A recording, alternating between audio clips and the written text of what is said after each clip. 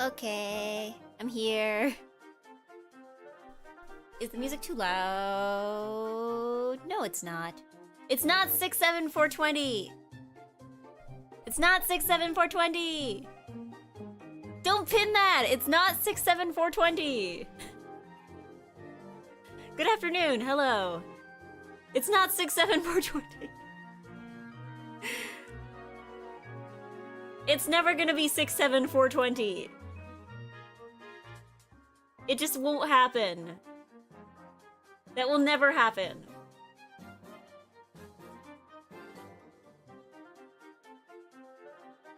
Six, 7, 4, 20. You can't. What are you trying to manifest? Are you trying to manifest 6, 7, 4, 20? Could be a 6, 7 double pair weight. I've seen some people like inventing new yakus specifically for like stuff made with 6 and 7. If you do Mahjong Monday 10,000 times, statistically speaking, it will probably happen. Yeah, but like, okay, it's a 5-digit number, right? The room codes are a 5-digit number. So that's like, what, 5 by 5 by 9. Right? No, by 10, because the 0 is a digit as well. So that's like 5 by 5 is 25. By 10... No, that's gotta be more than 250 combinations. It's not a 6-digit number? No, I think it's 5 digits, isn't it? When it happens, it'll be over for you. So, but like the thing is that it's like randomized. So I feel like even... It's like a 1 in 250 chance. And I feel like even if you started... Like, even if you play 250 games, it's still not gonna happen. Oh, every week that fails, like, Jean will be delayed in the oddest side quest of all time. Some of them aren't odd, some of them are extremely normal. It's normal to be stuck in traffic.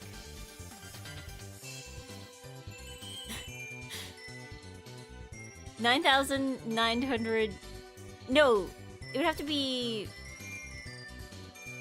100,000 possible numbers, assuming all 10 digits are available. Yeah. Well, I'm thinking, has anybody ever come up with, like, a room code that's like 1111 or something? Like, is that a thing that's happened before? Surely, I mean, sure it exists. I just think it's not common, which to be fair, there's only like 9, 10 options for that, right? It's either gonna be 0000, 1111, like, and so on, right? So it'll happen at some point. Yeah, where's my 8888 room code? Give it now, Yostar. We're waiting. I mean, one day, I don't know, customizable room codes. Oh no, they can't do customizable room codes because then everyone's gonna be fighting over 67420 forever. Or same with like 67676. But yes, good evening. Good evening. I am NiceEggy. Welcome to Penbu. Good evening to Penbu. And good evening to Panis. And good evening to Punk Asian. And good evening to Uphill.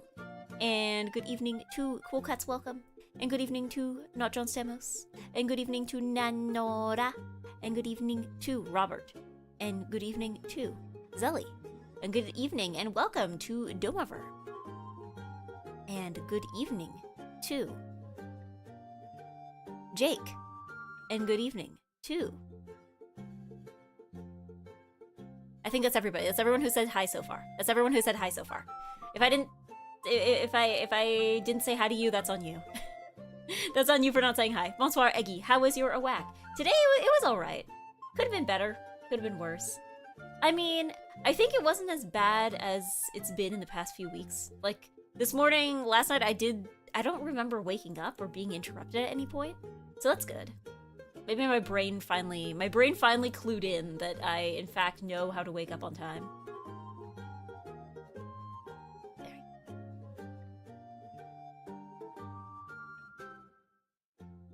Oop, there we go. There we go. We're a very curvy moment in her stream life. I'm all for this. I don't know, I just put on a Kirby playlist. For variety. I try to have variety. Hold on, my face is still not looking right. Hold on. my face look normal for a moment?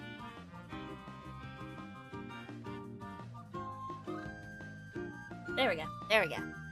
We're normal again. We're normal again. I forgot to turn off the Fugi. Hold on. Here we go. There we go. That way the mountain will stop showing up. Yes. How do you rate egg as a food from 1 to 10? Eggs, I don't know, like a... Well, it really depends on how they're prepared, right? Like, I'd say a fried egg is like a solid 8, but like, scrambled egg, maybe that's like a 4, right? It really depends. But yeah, tonight I decided to make... Because for my birthday, one of the gifts I got for my birthday was a donabe, which is like... It's like the Japanese clay pot type thing. Not clay pot. Well, I guess that is what it is. Earthenware. Earthenware is the word I'm looking for.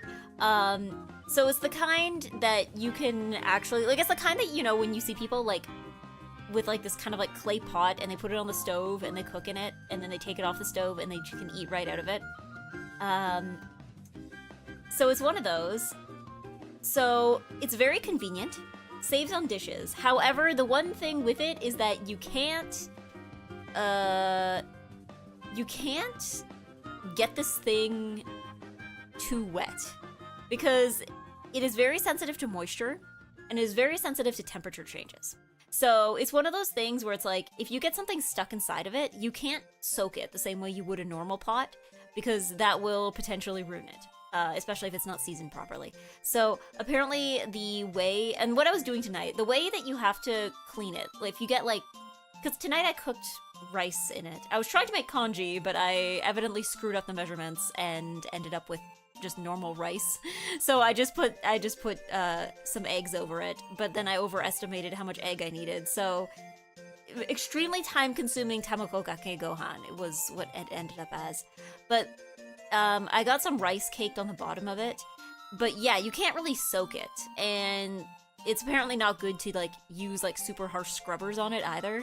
So basically the method to clean it in that situation is to boil water again. Like you just like fill it up with water and let it boil, so, like sit with the hot water for a while, and then you can pour it out and scrub it and it'll be easier to get the stuff off.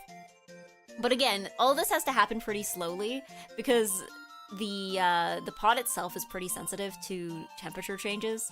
So apparently, like, if you put it in hot and then you put it in cold, then you will crack pot.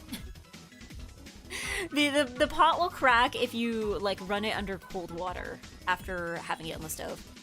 Accidental crunchy rice is nice, unless it wasn't the crunchy rice, then sad. It wasn't crunchy, it was just stuck.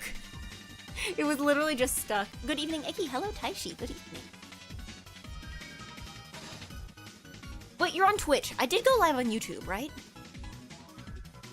Sorry, I usually see you on YouTube and I'm like, oh no, am I not on YouTube? No, okay, no. Live. I've been live for 19 minutes on YouTube. Okay, we're safe. We're safe. We're safe. But yeah, no, it wasn't crunchy rice because it's not quite like, it's not like a bibimbap bowl. Because I think the difference is like the bibimbap bowl is like stone, and donabe is like, I think it's clay. Like it's a much more porous substance. It's a much more porous substance, which is also why you can't let too much moisture get in there. Like you can't soak it because bad things can happen if there is too much moisture in it. Bibimbap bowl, bibimbap bowl, bibimbap. There's a specific name for them, but I cannot remember what it is.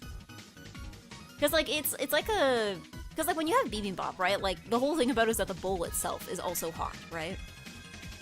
So I know it's a specific kind of bowl. I can't remember what it's called though. But yeah, no, I've been using the donabe quite a bit though lately. It's good for soups. Because the one thing donabe, that's another thing that donabe can't do is they tell you to not you can't really cook with oil in it. Not like you can't cook with oil, but like doing the typical like pan thing of like, you know, heat it up, drop in the oil, and then like saute some stuff on top. You can't really do that in a donabe because basically it can crack if the heat is not spread evenly enough. So Yeah, apparently that's true. So that's a lot of what you make with it is like soup or soup adjacent. And I guess rice. But I don't know, if you put enough water, rice is also soup adjacent. Oh, but oil in a soup is fine. Yeah, oil in a soup is fine. So like, yeah, if you have like broth and then you heat it up and then you want to add some oil to it for flavor and the like, you can. That's totally fine. But it's like you can't start it with just the oil. You have to start it. You can't start it dry, is what I'm saying. You have to start it with like some kind of liquid in it so that it heats up a little more evenly. Yeah. Probably just to avoid overheating. Yeah, it's more about like just keeping, I guess, spreading the heat, right? Because like, I guess if you pour a little bit of oil onto the bottom of it, right? And then like the heat is gonna be all concentrated in one spot, whereas if it's like water, it's gonna be more spread out, right? Yeah, soup always needs a stock. A stonk. Yeah, clay should work. I think the pot you use is probably the same, similar to Chinese clay pot rice that can make crunchy rice. Yeah, I think it is similar. Because I was like, after I got it, I was like reading up to make sure I don't like destroy this thing by accident. So, from what I was reading, I think the care instructions for both kinds of pots are pretty similar. So, how'd you get the idea to get this pot? It was a birthday present. Granted, it was a birthday present that I asked for. But yeah, it was, well, because like I'd see a lot of videos. I'd see a lot of videos of people making like soup. They'd make soup and then they would just be able to like eat it out of the pot because it was the kind of pot that you can eat straight out of. So yeah, that was my main motivation for getting it. But yeah, I'm seeing all the different kinds of things I can do with it. I kind of want to try. I wonder if you can make because I've made soup with it. I tried to make congee tonight, but it didn't work. But that's okay. I know there's other rice dishes you can make with it. I wonder if it'd be possible to do, well, maybe not. I was like, I wonder if it's possible to do gyudon with it. But I don't think, well,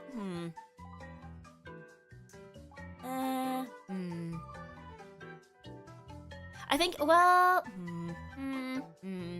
Actually, no, you wouldn't be able to do gyudon with it because you have to, like, saute the beef.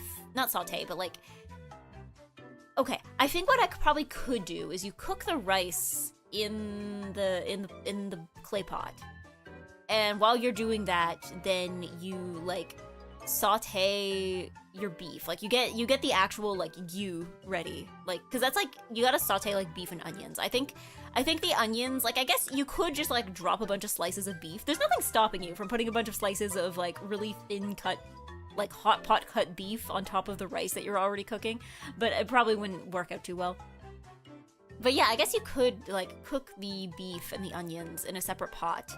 And then if you want to do, oh, you know what? Actually, that'd be perfect. Because then once you transfer, you could transfer the beef into, because like by the time you finish that, your rice will probably be done, right? If you time it right. So if you put the beef on top of the rice, and then if you want to put a topping on it, like if you wanted to put like cheese or egg or something, you could probably just like drop that on top and then just like put the lid on and let that sit for a couple minutes to like cook and or melt. Yeah, that would be yummy. I think that would be yummy. It would be yummy. Should be able to do gyudon, but it would be steamed. Yeah, that's the thing. I haven't done steamed gyudon. I'm not concerned about the beef because like, especially if you get like the super thin cut slices, like it doesn't take much to cook that. But I'm more concerned about like the onions and like the non-beef parts. Also, I feel like it wouldn't be too flavorful because I don't know when you would add like the sauce. Because like gyudon isn't just like onions and beef. There's also like other things in it. So I'm like, yeah. But yeah, less roasting aroma from sauteing, I guess. Yeah. I guess, yeah, that you would have to saute it in a different pan, I think. Yeah, probably do the sauce near the end so it doesn't burn. Yeah, that's another consideration you have to make. I think it would be possible. But I think you would need like a second pan. But it would be possible. What else? What else could I make in it?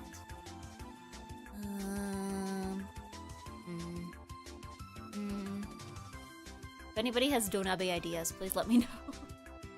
I mean, I know that I can probably just make like a different soup. Yeah. I can probably just make soup, a different soup. same soup, but with slightly different ingredients.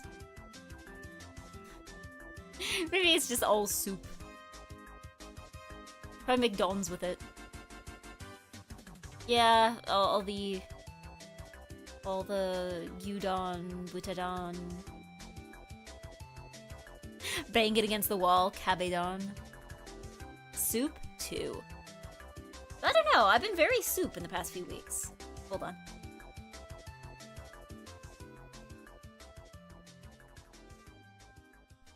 Yeah, I've been very soup in the past few weeks. I've been like exploring different soup.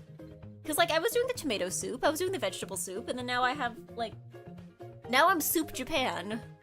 Or at least sort of soup Japan.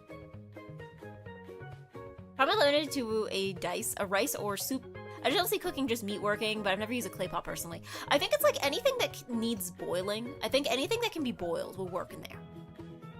It's just like trying to find all the different ways you can boil things, right?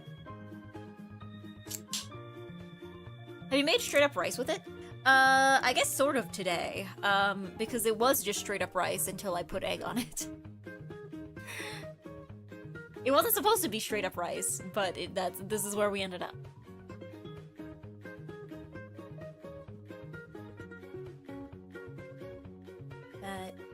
Yeah. Anyway, that's why stream started late. Because I had to do extensive dishes. Not extensive dishes, complicated dishes. I had to like boil water and dump it out and scrub a bit, and I had to do that like twice. I think it's good now. Certain dough nabe is good as gohan nabe featured double lids to regulate pressure and heat. Cooking rice in this way produces incredibly fluffy, glossy, and chewy grains. I think another thing I want to try, because I like Chinese steamed eggs, but the problem with Chinese steamed eggs is just like, it's not difficult, like it's not complicated, right? Because it is just like egg mixed with water, steam, right? And then you can add whatever toppings you want. But I don't know, I feel like the process of actually getting it to be steaming is like needlessly complicated, because it's like, okay, I have to get a pot, because I guess maybe, I know there's specific tools you can get for this, of like, that's like a little rack you can put inside your pot for your steaming thing to steam on. So I'm like, I guess I can like, I guess I could like steam, no. It's just like really complicated, I feel, to like put the bowl in the boiling pot in a way that's not going to like splash water all over it, but also not going to like burn my hands both on the way in and the way out. Also, a lot of them ask for it to be covered, and some recommend doing it with plastic wrap, but I'm always scared. I'm like, what if the plastic like touches a part that's too hot and it just like melts to the pot and now there's plastic on it forever? Yeah, my mom just uses a wide pot type thing with a riser for the pot to steam. I've seen some recipes where people do it with like, even like a pan.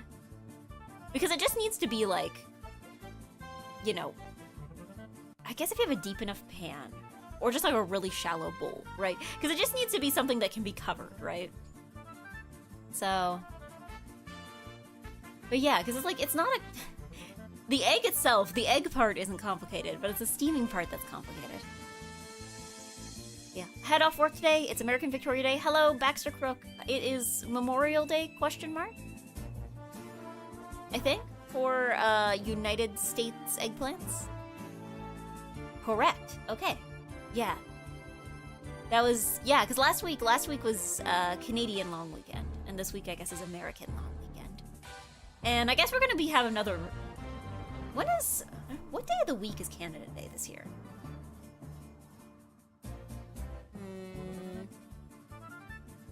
Because what are we? We're Monday today. That's June 2026. Okay, Canada Day is a Wednesday.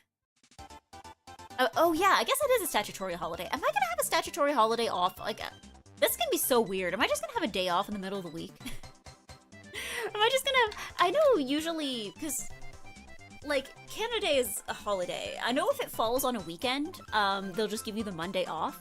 But I'm like, if it's a Wednesday, am I just gonna get it in the middle of the week? I'm just gonna have a random Wednesday off? Should I do like a Canada Day subathon or something? Maybe, I mean, there's enough time to plan that. I got like a month to plan that. July 4th is a Saturday, lame. Do you guys not get the Monday off if it's a weekend? Because, like, isn't the whole point of having a holiday is so that, like, you have an extra day off? 2-day work week, let's go! Good morning, I just woke up. Ohayo gozaimasu!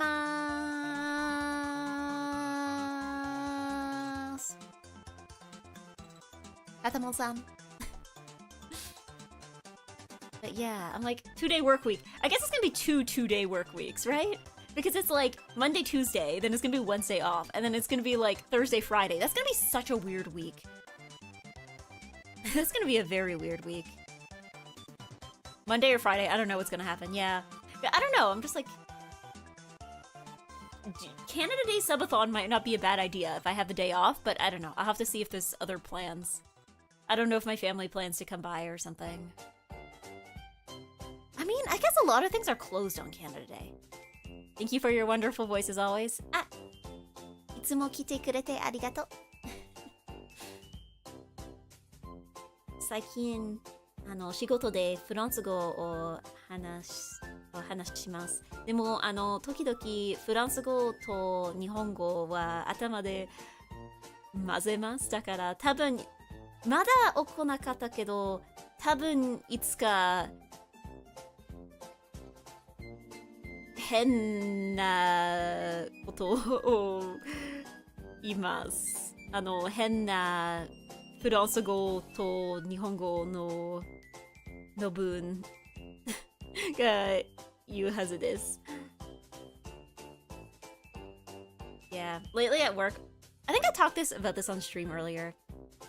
At work, I keep having to speak French, but I guess like when I speak, I guess in my brain, right? There's Japanese, or no, there's English, and then there's everything that isn't English, right? So I feel like even if I tried to learn a third language now, or like a fourth language, I feel like this would also happen. It would just pile on top.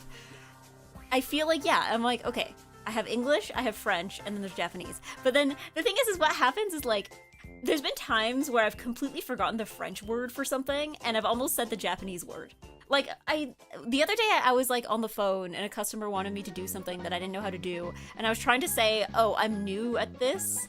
I'm sorry, I'm new at this. It's like I've only started recently, and I forgot the word in French for new for some reason. And in my brain was just going atarashi, atarashi, atarashi, atarashi, and I'm like, that's not. I know that's not.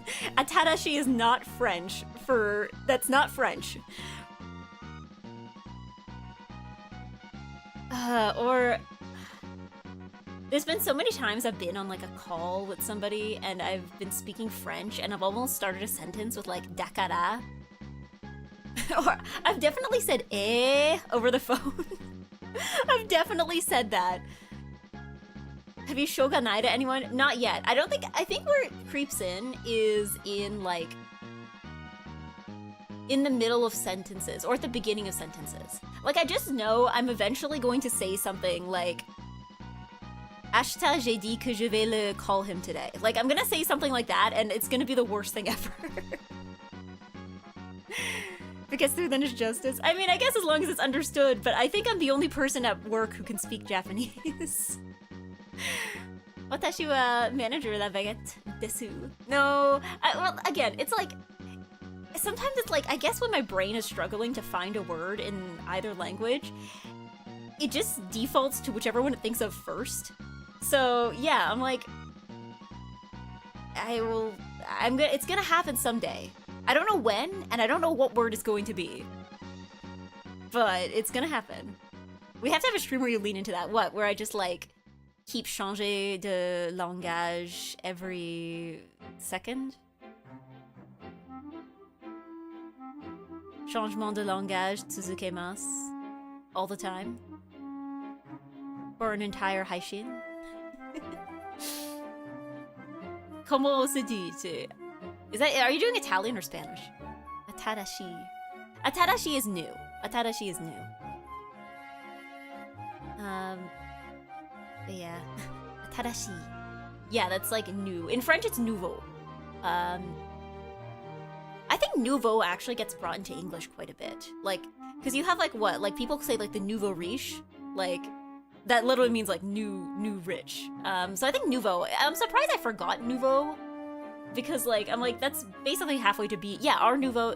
Yeah, Art Nouveau. It's basically halfway to being an English word, right? I remember hearing about a lecturer that usually lectured in English, but sometimes he just seamlessly inserted Polish words. I mean, I think also too, I guess it happens when you talk to people who can also speak the same language as you can. Like, I feel like definitely when if I talk to my mom in French, we end up kind of just sliding back and forth between French and English. And even the same thing at work with some of my coworkers will kind of happen, where I'll just be like sliding back and forth based on like where my brain is remembering the words at the moment. Soon she'll be going konnichiwa wa mina slimes. No! I mean, it is cultural sharing to say konnichiwa wa mina slimes. I don't know why. Maybe it's just my Twitter algorithm, but lately I feel like Toronto has been having a moment. I don't know why. I just keep seeing posts about Toronto. Everyone's posting about Toronto all the time. I've also seen a lot of, I don't know, there also seems to be a running joke about how, like, Toronto looks like Tokyo, except it doesn't, and that's the joke. Like, I just keep seeing people posting pictures from Toronto and being like, wow, I love Shibuya. And then other people, I remember somebody also did the other way around where they actually went to Japan and they posted a picture from Tokyo and they were like, I love Toronto. I'm on that Canada timeline feed. Yeah, I don't know if it's just like, maybe there was like an update to make things more like regionally appropriate for every person, but I feel like, yeah, I'm getting a lot of Canada posting lately. Yeah, Twitter algo is really fickle at the moment. We could fall into a completely different rabbit hole every 3 days. Oh, absolutely, yeah. Maybe they're talking about Hyde Park? What do you mean? Like, I mean, there is that one park in, what is it, in Mississauga? I know there's a park in Mississauga. I can't remember what it's called. But there's like, I think there's like a sister city in Japan where we have like a park with like a bunch of Japanese stuff in it in Mississauga. And then they have like a park that's called like Mississauga Park that has like a bunch of like Canadian looking stuff there. Because I keep seeing people posting pictures of them. I still need to go there. Someday I will go to the Mississauga, Japan. But yeah, I mean, I guess there was cherry blossoms recently. Yeah, some park that has some cherry blossom looking scenery. Yeah, there was cherry blossoms recently. It wasn't just Hyde Park. I think there's a few different places in Toronto. I don't know if, I'm pretty sure other cities have them too. Other cities, I think other cities have them, they just bloom much later. I'm gonna get ready for your work, see you later. Ganbatte! Ite kurete arigato. Yeah, Kariya Park apparently. Ah, that's what it's called. I've never heard of this in the Toronto area. Yeah, I mean, I guess it depends. I don't know, is Mississauga Toronto is like another thing that Twitter has decided to continuously show me over the last few days for some reason. Yeah. It's... I don't know. That's like another genre of tweet I keep getting, is people being like, saying they're from Toronto and they're from Mississauga. To be fair though, oh, Eggy drink water. Hello, Almontes. I will drink water. To be fair, when I was in Japan, I kept having to tell people, and not just Japanese students, also like people in other countries, they would ask and be like, okay, where in Canada are you from? And I would tell them where I was from, and then they were like, where? And like, I don't know, I thought I was from a pretty reasonably sized city, but apparently not. Then again, I guess people in other countries seem to think that Toronto is the capital of Canada, so I guess there's also kind of that. But yeah. Having to tell people that Toronto is not actually the capital of Canada. I don't know, it was always interesting to see like what people would remember of Canada. I suffered the same when I lived in the US for a few years. Where is that? Is that close to Toronto? Well, it's like, okay, people know like three cities, right? There is Toronto, there's Vancouver, and there's Montreal, because that's the French one. And I think everything else is like, we know conceptually it exists. They know that it exists as a concept. Like, if you say Calgary, they'll know that that's a city. But could they tell you where it is? No. Yeah, if I remember correctly, Ottawa's a compromise between Montreal and Toronto history-wise. Yeah, wasn't there like other cities that almost were... I think Kingston was the same, right? Like, wasn't Kingston almost the capital? Which is why it's called Kingstown. But yeah, no. It was always interesting to see, like, when I would talk to people who had been to Canada, like, what they remembered. Because I remember there was some people who went and they were like, oh yeah, I went to, like, Vancouver, or, some people had mentioned that they went to, like, the mountains in Alberta. I think some people had been to PEI as well. There was one lady who was like, oh yes, I've been to Canada before. I had a really sweet chocolate chip muffin. And she didn't remember where she got it from. I was like, I was wondering, I'm like, was it like Tim Hortons? Was it like Costco? She's like, yeah, you know, like the really sweet chocolate chip muffin. To this day, I'm still wondering where she would have, like a muffin that was, like, sweet enough to leave, like, a lasting impression.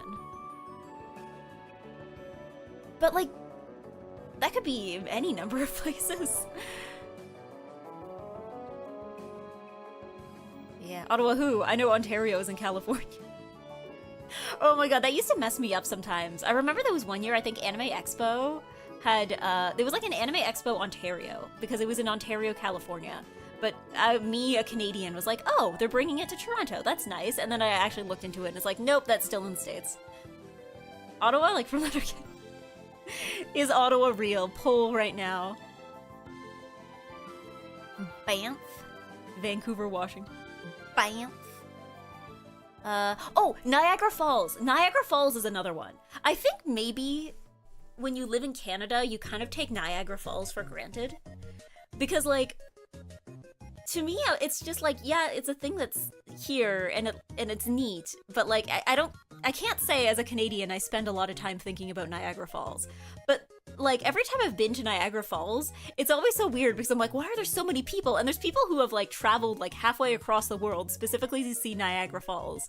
Like, this is what they came for specifically. And I'm like, I have to keep that in mind. I'm like, yeah, this is like a thing. This is a thing that people like want to see in their lifetime. Like, the rest of the world probably thinks about Niagara Falls more often than I think about Niagara Falls. Hey, you're from Canada, right? Do you know about this thing? Lives nowhere remotely close to where this obscure thing is located at.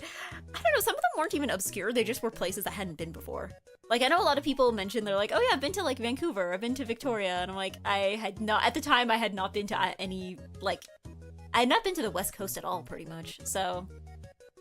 Yeah. My relatives have been to Niagara Falls. See, that's what I'm saying! Like, people are traveling, like, long distances. They're getting on airplanes. They're booking hotels to go see Niagara Falls. And I'm just like, yeah, that's certainly a place. Isn't like 70% of Canada's population like squished into one or two areas? I wouldn't say one or two areas. I think the majority of the population, I believe the number was like, over half the population lives within 50 kilometers of the US border. But this is largely because up north is largely like uninhabitable tundra. And even the places that aren't are like very cold. So, yeah, for the most part, all the biggest cities are kind of like further south.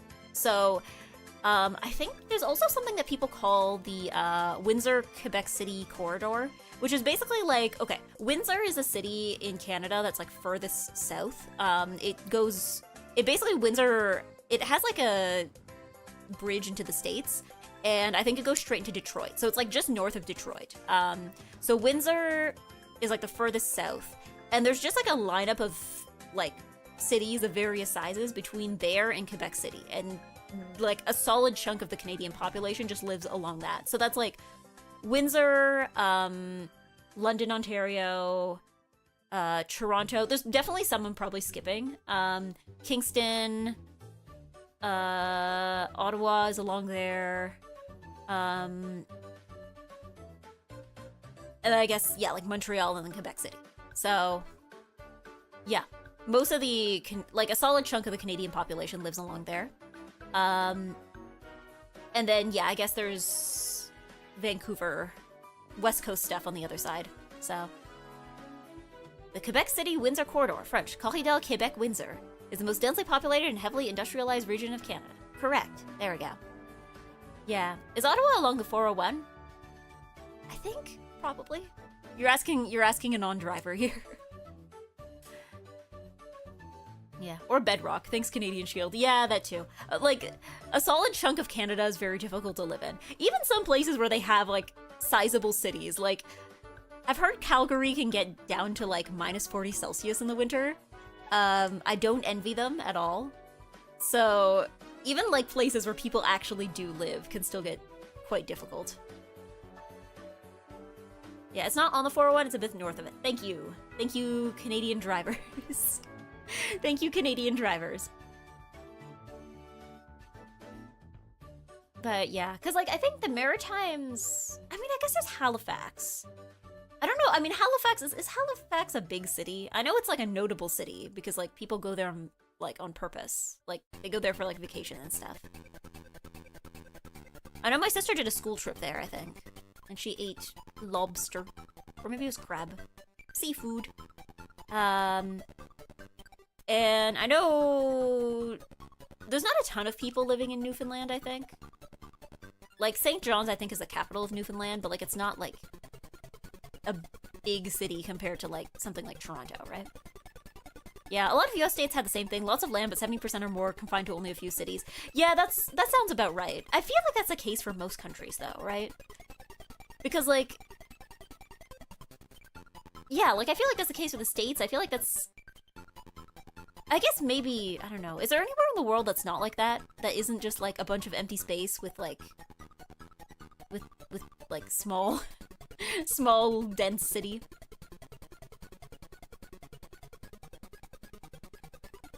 Yeah, let me ask. Halifax not big. Okay. I don't know your source, but I'll take your word for it. I have not been to Halifax.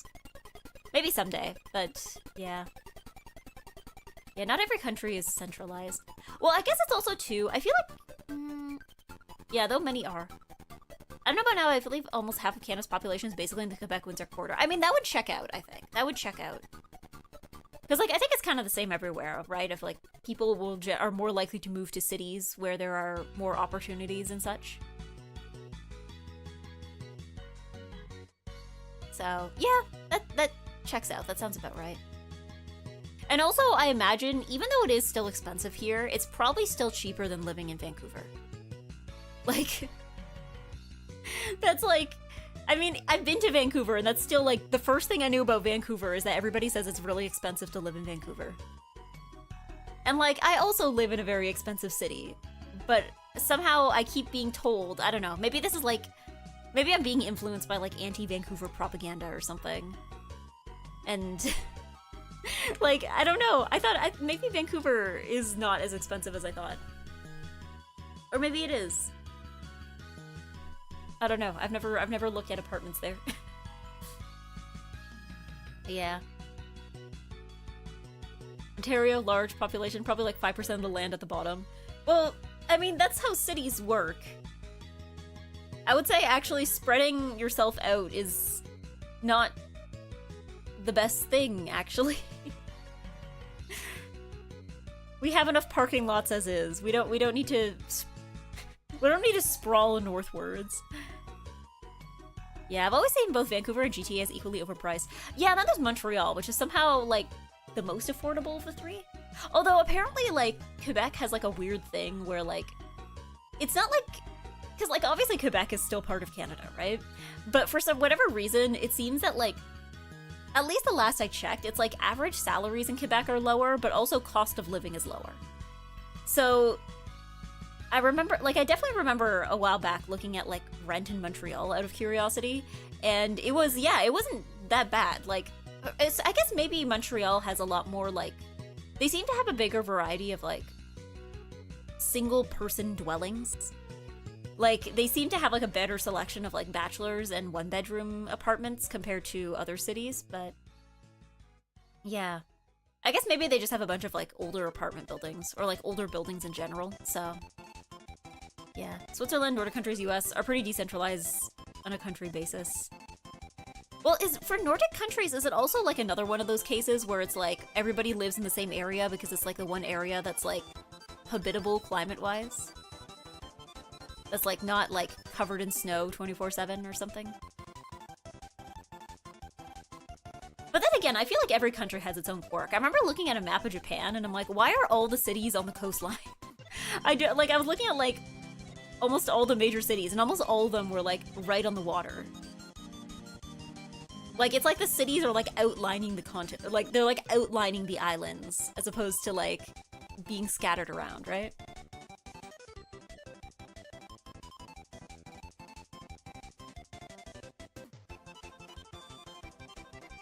Montreal might keep the rent down with Frenchness. That's true. I guess maybe more people aren't going to move to Montreal if it's French. No, but I think even in, like, the more English areas, it seems to, like, there's still, like, the rent was just, like, on average lower than some other cities. Yeah, probably because shipping goods being cheaper. I mean, yeah, but, like, historically, I'm not sure if that was the case. Something Japan fishing industry, mountains? Mountains, question mark? Alright, enough yapping. We're zhonging, we're zhonging. We're zhonging, we're zhonging. We're zhonging.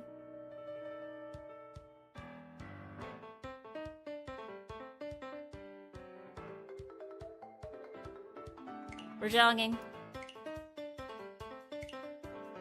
East only.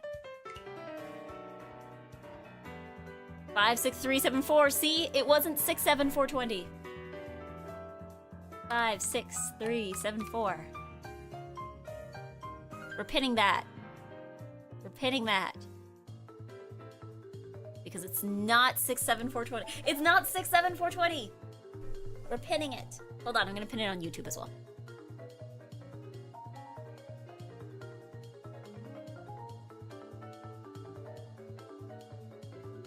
Hold on. There we go. Make sure if you pin something that it's pinned indefinitely and not temporarily. I know that doesn't seem to be a problem on YouTube, but for some reason Twitch will do that. There we go. Pinned on YouTube as well. There we go. Nice and good. Nice and good. Yeah.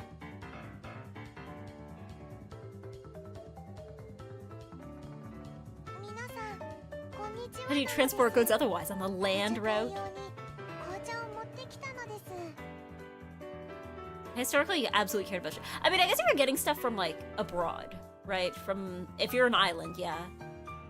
Because I was like, the land route, yeah. I'm like, I don't know, you got horses. You got... oxen? I don't know if they pulled stuff.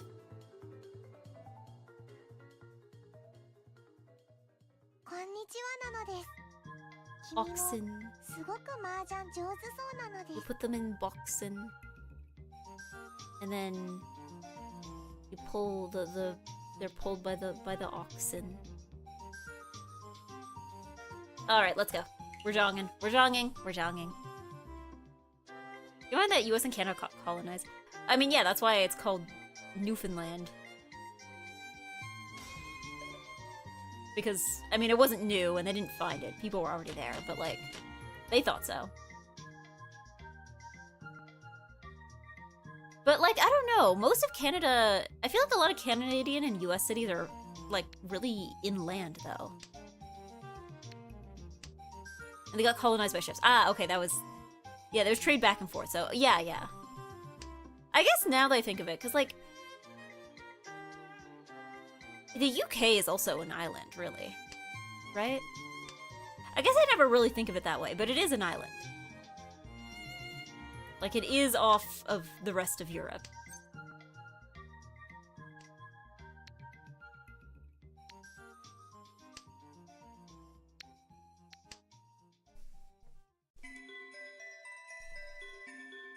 British. Thought the UK was a rain cloud. What? It's just like floating over Europe. Boom. It's just like a big cloud of fog that is like thick enough that people can walk on it.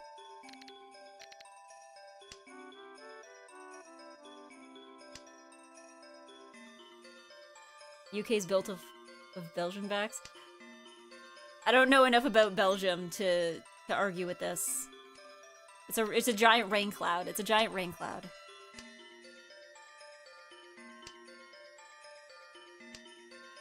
I am getting the feeling I have activated the history people. And unfortunately, I don't know enough about European history to have an intelligent discussion on this, I think.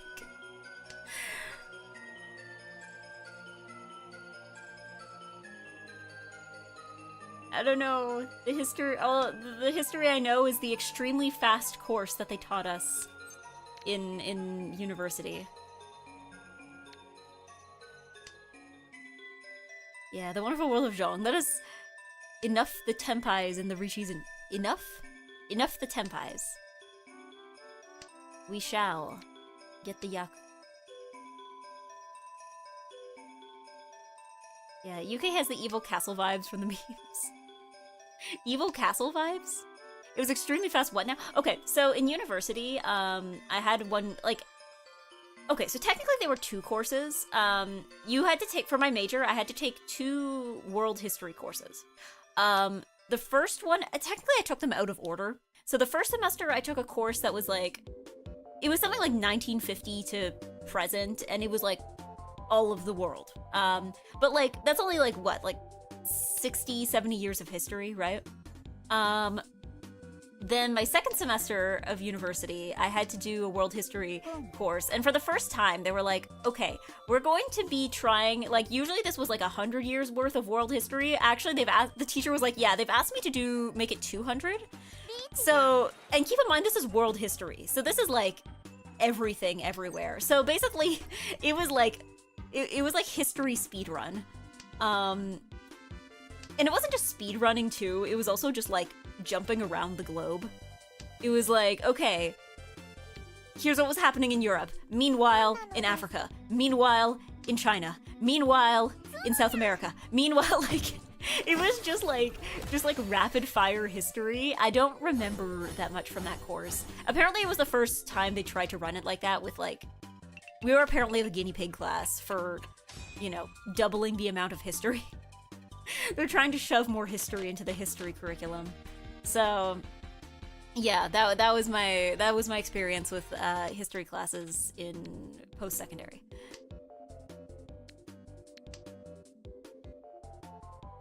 Just extremely fast history speedrun.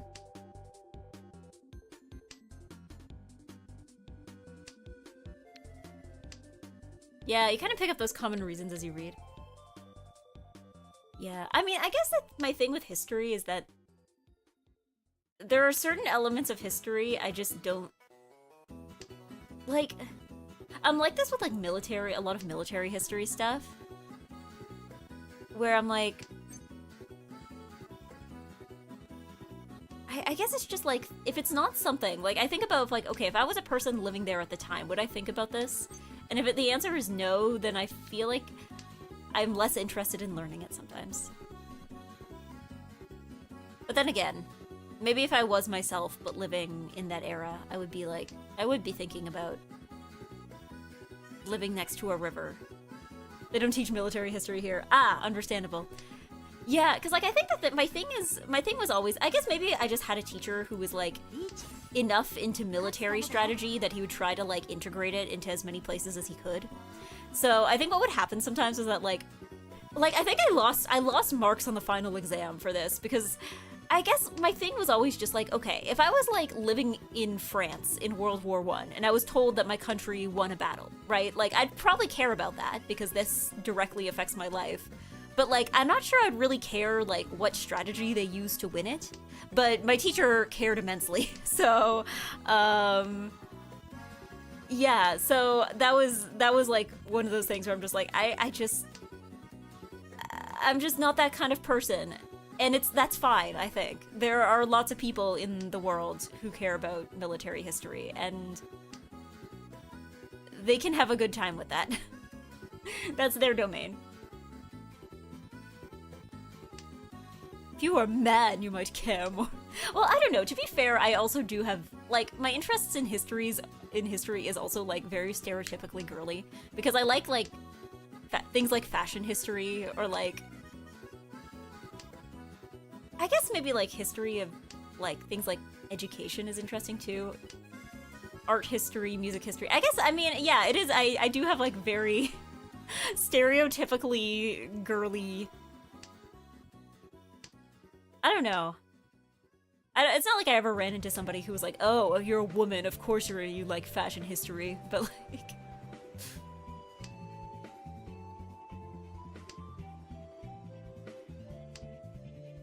Boom. Yeah. Don't a lot of girls care about Warring Kingdoms? Probably. Like... Again, there are definitely women who are into military history. And there are also definitely men who are into fashion history and cooking history and the art history, like... No. Nah! Oh, that was Adora too. Unfortunate. Oh! That's very unfortunate. That's extremely unfortunate. Don't care for that. Oh, no, that... Really don't care for that. Really don't care for that. Oh, no, no.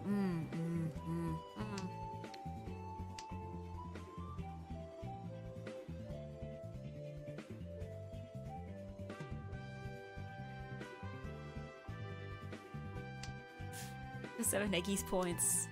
Nah.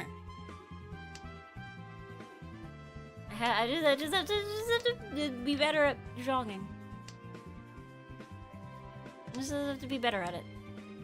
I don't know. For me, maybe my standards are too low. My goal is never to win. My goal is just always to, like, not be in 4th. Like, maybe I'm setting my standards too low. But... I think it's actually okay to, like... The first step to being great is being mid. So... Defensive versus offensive. Yeah! Well, because, like, that's what I think about, too, when it comes to, like, having small hands, right? Because, like, yeah, Tanyao is not a lot of points, but every Tanyao you get is a Tanyao that your opponents did not get. And that's what matters. You know?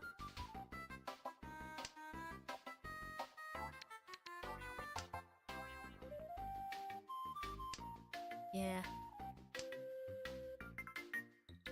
All in or bust. No!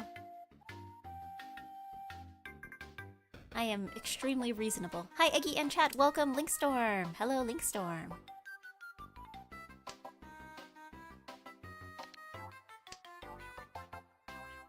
Yeah, I heard about Token Ranbu being about weapon boys, but I didn't know it was like a gender swap kankole by the same dev. Oh, it's the same dev? I also did not know that, but to be fair, I also don't know a lot about either franchise. Kankole is the ships one, right?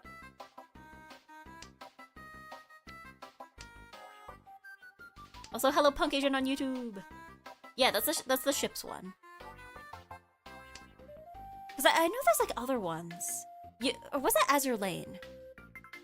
Was Azure Lane also ships? Am I mixing them up? Was there 2 ship games, or was one of them something else? Was it like airplanes or something? Because there was another one. I think that was like Azure Lane is also ships. I think. Okay. Wasn't there another one that was guns? Question mark. That was Girls Frontline, right? Azure Lane is also ships, but way more horny. I think also, like, isn't one of them, like, way more popular as of late than the other? Because I seem to remember, like, Kankole being more popular, like, pre-2020. I don't hear about it much these days. But maybe I'm just not in the right circles.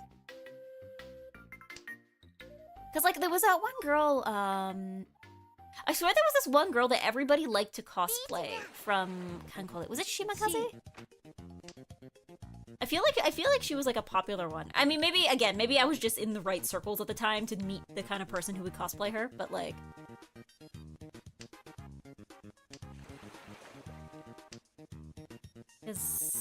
yeah. I remember I knew somebody who was... I have somebody I have somebody that I met at a convention. It was like a friend of a friend at a convention. And I put them into my phone as likes boat girls. And to this day, I can't remember if it was Azur Lane or Kankole that they were playing. I'm like, Shimakaze. Okay, yeah, Shimakaze. Okay, I was right. I was remembering correctly. I don't know. There's like a lot of characters that I feel were like super huge and everybody was cosplaying them pre-2020, and then like by the time like within the year or two that conventions didn't happen, like the dynamics of everything just shifted so much. Really now? I mean, at least it wasn't personal. It was a Tsumo, so it wasn't personal. Yeah, very well known design with the bunny ears, school uniforms, and stockings. It was like the striped socks too, right?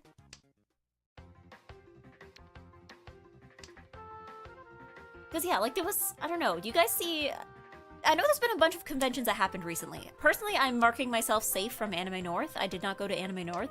But anybody who went to a convention recently, I need to like ask a bunch of questions of like, do people still cosplay Rem and Ram? Is that still a big one?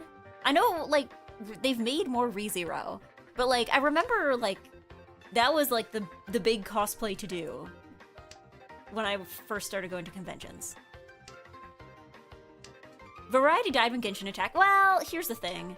I think that might be rose-tinted glasses a little, because I definitely remember everybody cosplaying Zero Two in 2018. Like, I definitely remember going to a convention and it was just like, oops, all Zero Two. Like, I think... let's not get too nostalgic here. I've seen Rem within the last 2 years. Because, yeah, I remember that was like the, like, everyone's doing this one for a while, was Rem and Ram. Zero Two was big for like a year. What else did we get? I'm trying to remember if there was like a big one for the guys. Because I feel like a lot of these like super common ones I can think of are all like girls. I'm trying to remember if there was like a specific one that like every guy was doing. Gacha game definitely has more staying power than an anime that gets popular for 1 year, true. Yeah, I mean, I guess that's true. I mean, I guess maybe also too, there's some anime that get like multiple seasons. So then you kind of, you know, the relevance of it lasts a bit longer.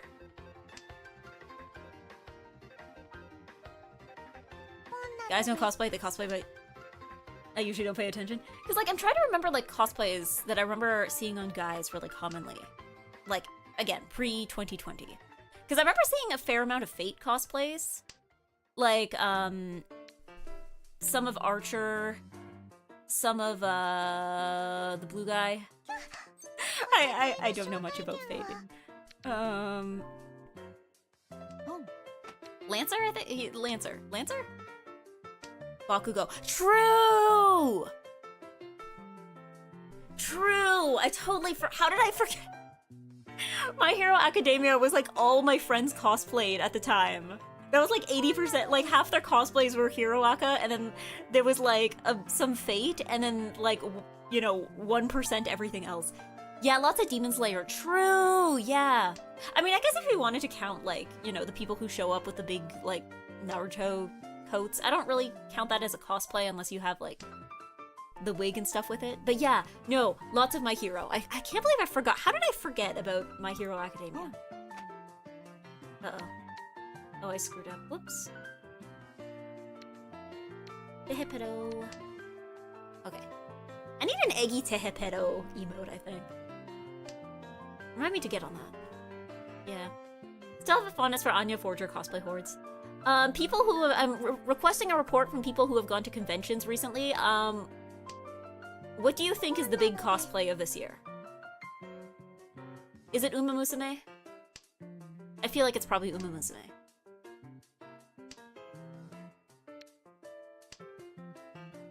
Boom. My online circle was more likely back then still to cosplay Love Live. Yeah, well, even, yeah, Love Live was, that was a big one to cosplay. I guess Miku has also kind of always been popular. Like, there's never not going to be Mikus. It's probably Uma. I mean, I guess with Uma as well is like, if you, depending on how extra you want to be, because like, you can always just order like a dress and uniform, and then you now just need to get wigs and you can be multiple different characters, right? Because everyone wears their uniform almost the exact same way, right? So like you could just swap out the wigs and it's like, okay, different Uma. You could probably be like 4 different Umas over the course of a weekend if you just brought a bunch of different wigs but then just kept wearing the same costume over and over. Boom. I saw someone cosplay Misa Amane this year. I overheard them say, yeah, she's from someone from a really old anime. I remember back in like 2020 or 2021, I remember seeing a TikTok where someone's like, here's my favorite old anime. My top 10 old anime. Number 10, Steins Gate. And I was like, that can't be right. That can't be right. But like, yeah, at the time, Steins Gate was like, I'm like, okay, technically it is an almost 10-year-old anime. I still wouldn't call it old, but like, I could see why somebody, presumably the person who made the video was like in high school, like they were probably pretty young. But it's like, yeah, I don't know if I'd qualify it as old, but I guess if you were born not that long before it, then yeah, I guess I could see how you would consider it old. Hello, Miss Eggy. Your category is still just chatting. Oh, oops. Hold on. I'll have to change that. Give me a moment. I knew I was forgetting to do something. There we go.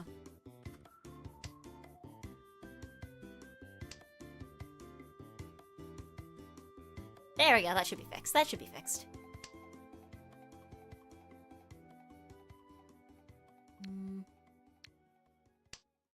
Yeah. The thing is, when I look at cosplayers, I just pay attention to the classes I know. I've seen a Fuwawa, for example. Yeah. I guess... I mean, that's true. For me, I'm also, like...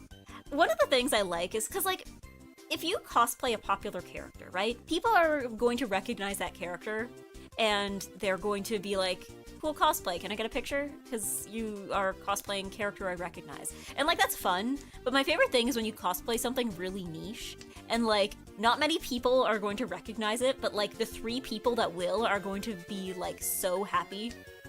Like, I know that's gonna be me. One day I'm gonna find a Fata Morgana cosplayer. It hasn't happened yet. It hasn't happened yet, but one day I know people are cosplaying Fata Morgana because they've posted pictures of it. Like, I know there was somebody I follow on Twitter who, like, cosplayed, they did, I think, more than one character. And they went to a convention, so, like, I know somebody out there, somewhere, is cosplaying from the House of Fata Morgana. I have not found them yet. One day I will, though. Characters from Freyren, but not that many Freyren. Yeah. I feel like, oh, you know what? Who else is probably really common? Kangol. Kangol, Ame. Kangol, needy streamer overdose, needy girl overdose. I feel like that's like another common one I'm seeing.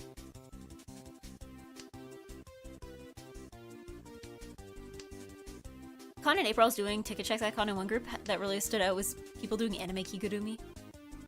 Yeah. Oh, like with like the masks and stuff?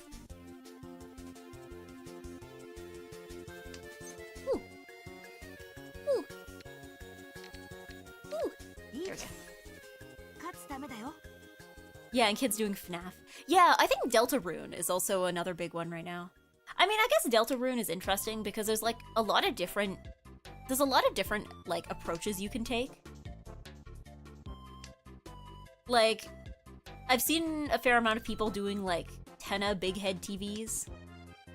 But like, I don't know, if you're cosplaying someone like Noelle or Ralse, it's like, okay, are you gonna be wearing like the outfit and then like paint your face white? Or are you going to do more of like a fursuit type thing? Or yay! Oh, finally, I'm going to reclaim everything. It's all mine now. I have 3 Dora. It's all mine. I'm having my revenge. I'm only in 3rd place.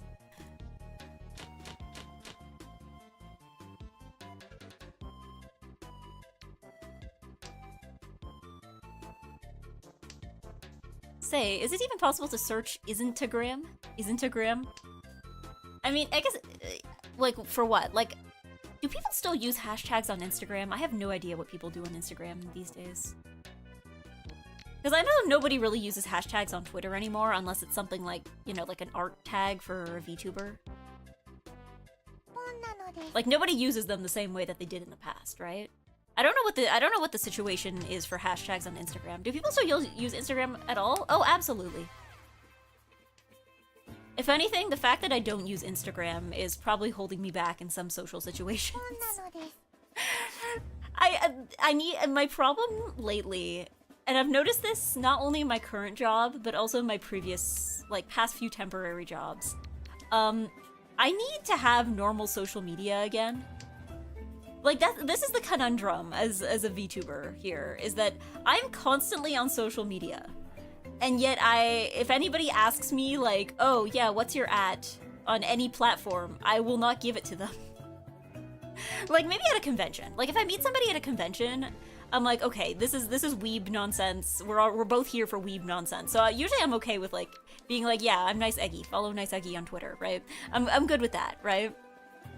But like I'm not gonna do that in my actual workplace where I work, right? Yeah.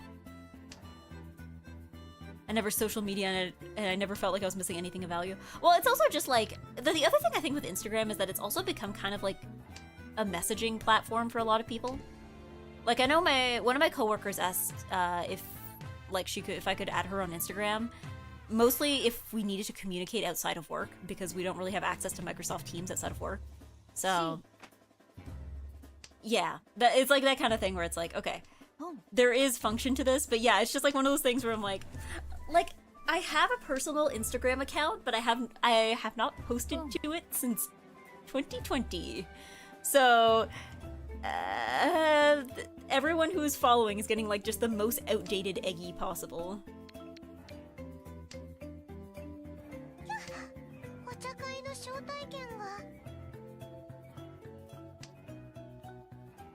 But yeah, okay, looking at cosplay lineups on Blue Sky, at least I'm reminded that people do Freyrun, Zelda. There's some LARP overlap. The big shonens. There's always the big shonens. Everyone's always doing the big shonens. Everyone's doing the what? Big shonen. What's a big shonen? I'm trying to remember one off the top of my head. Jujutsu Kaisen. People are... Oh, Dandadan! I think I saw a lot of people cosplaying from Dandadan this year. Yeah, public Instagram accounts don't really exist among my friends. Yeah, well, I think it's also just like... I feel like Instagram still has kind of a balance of like people who are using this for like social media influencer reasons and people who are using it for like private, like personal life update reasons. I feel like it's weird because nobody my age uses Facebook, but everyone uses Instagram for the things that they used to use Facebook for. And someday they will move on to something else. Someday we will all move to something else, and then like everyone's gonna start using some other platform for the things that they use Instagram for right now. Like migration will occur. But because yeah, like now I think like it used to be on Facebook where you're like, I just graduated from college, and everyone's like, congratulations, or you're like, it's my birthday, or I got married, or close relative died, please leave your condolences, or I'm on vacation. Like, I feel like that used to be a Facebook thing, and then now that's like the Instagram thing to do. But yeah, I'm like, maybe I do need to have a normal person, some kind of normal person social media.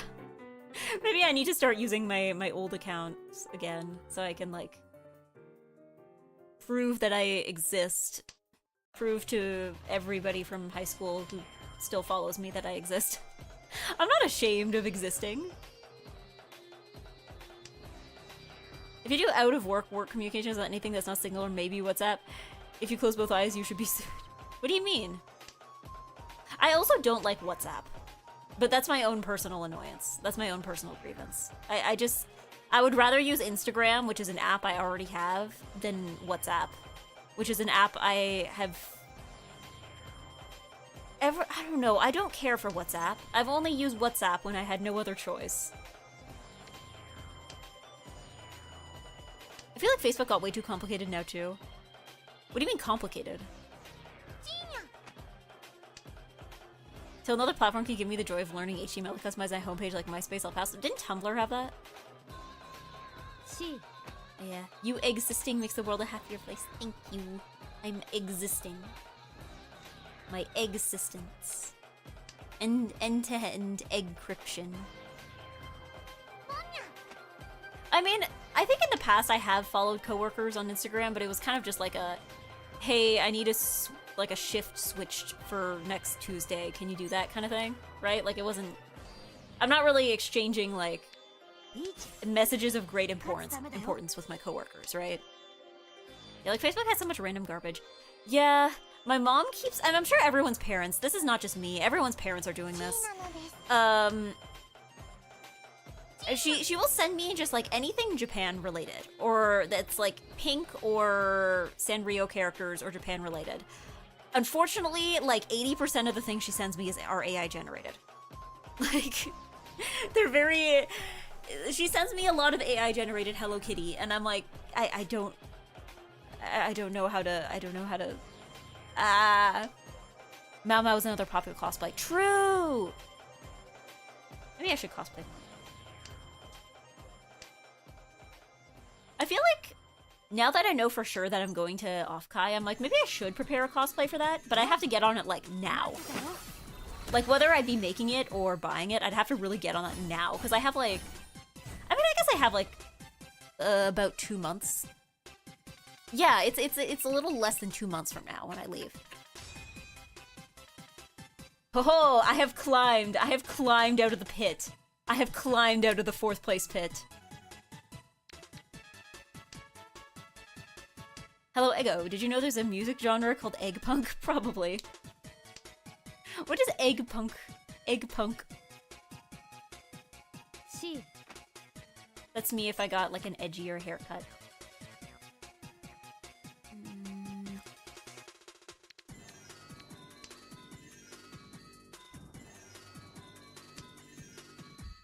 Okay, everyone gang up on Eggy. No! Everyone be nice to Eggy.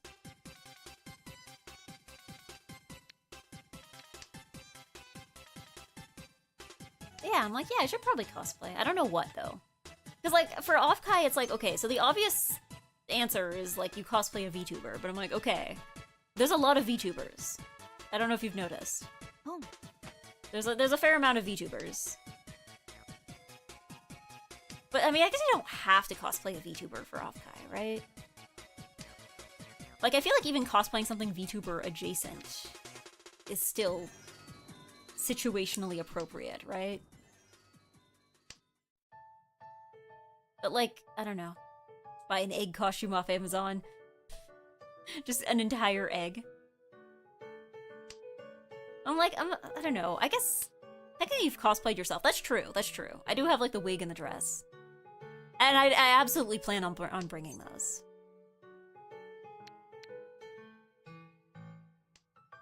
But it's like, I don't know. People probably cosplay an Uma. Could cosplay a Migu. Could cosplay Ame Kangol. Like, those are all, like, VTuber adjacent, I feel. Right? Like, there's no law that says you have to be dressed as a VTuber.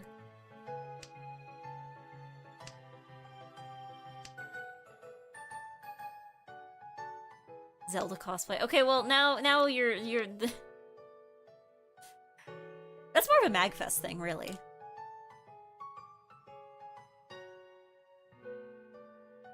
I think everyone even remotely serious about cosplaying kind of does cosplay groups for every con. Well, I mean, I think it's not about how serious you are, it's about how organized you are. And how many friends do you have who have the same tastes in anime as you? In my experience. Because, like, there's so many things where I'm like, yeah, I'd do this as a group, but, like, I don't have any friends who have seen the show or even sound remotely interested in seeing the show. Like, yeah. Oh. But yeah, no, I'd have to think about it very quickly, though. I don't know, I feel like I'm about to become, because I still need to buy my ticket for the convention, and I need to send money for the Airbnb, and I need to buy a plane ticket. So I feel like I'm gonna become like Sonic getting hit by stuff and losing all his rings like multiple times in a row. I'm just gonna be financially going ooh ooh ooh for like a little bit. Yeah, oops, all money all at once. Well, it's like I know I should really be getting on these things. Technically, like, I guess the Airbnb is like lower priority. Like I know I need to be sending money for my part, but also like the thing is already booked, right? So it's not like, you know, it's not like if I don't send money like now, then like everything's gonna fall apart, right? Whereas like plane tickets is like, okay, prices will fluctuate and they will only get more expensive as the date gets closer. So I should probably get those ahead of time. Con tickets also, I don't know if Offkai usually sells out, but I should probably get that just in case. Yeah. Minecraft, oof, yeah, yeah.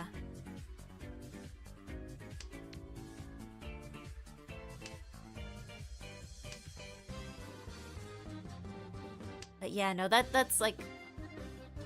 Ah. Can't believe I have to spend money.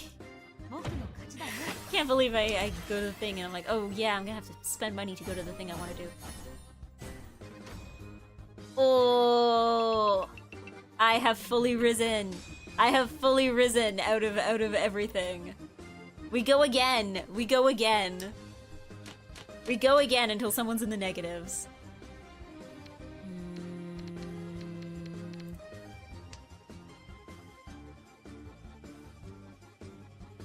Another thing that's very popular is that has-been hotel thing. Oh yeah, that's like completely outside of the circles I'm in. Oh, and the digital circus. I know that one's also like pretty popular for cosplays. But again, those are, I feel like those are kind of like outside of the circles that I'm usually in. But I know that they are like explosively popular, just like not in the places I'm thinking about usually.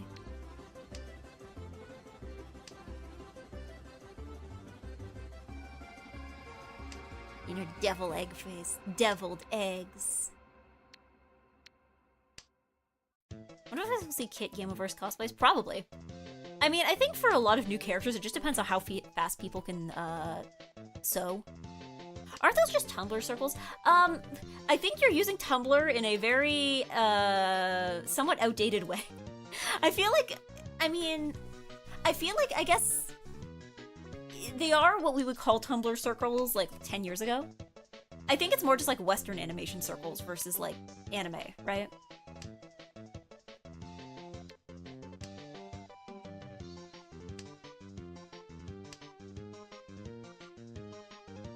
Yeah, I am, but also not really. I don't know, it's so weird how like Tumblr's reputation has like outlasted the site itself. Because I feel like nowadays when people say something feels Tumblr, it actually has nothing to do with the way the website is nowadays.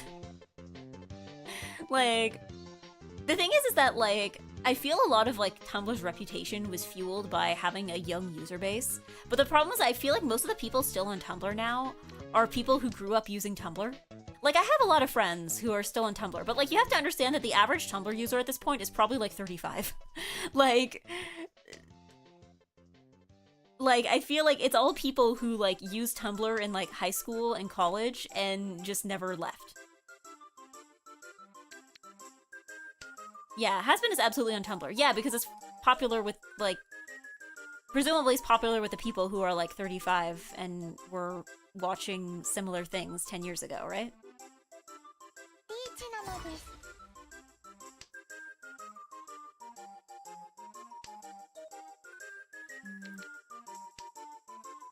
I should find Rock Pinfin, attack animation, attack pretty cute. Hold on. I'm jonging. I'm building nothing, I'm cooking nothing, but it's fine, I'm already in first place. Like, they attack and roll on the ground after that. Completely unrelated message. I got invited to join a cult. Thank you for the update, Faye? Question mark? But yeah. Tumblr aesthetic is like mid-2000s. Is it mid-2000s? I associate it more with like 2011, like early 2010s. But also, maybe that was just because I was in high school at the time. And that's what I associate it with.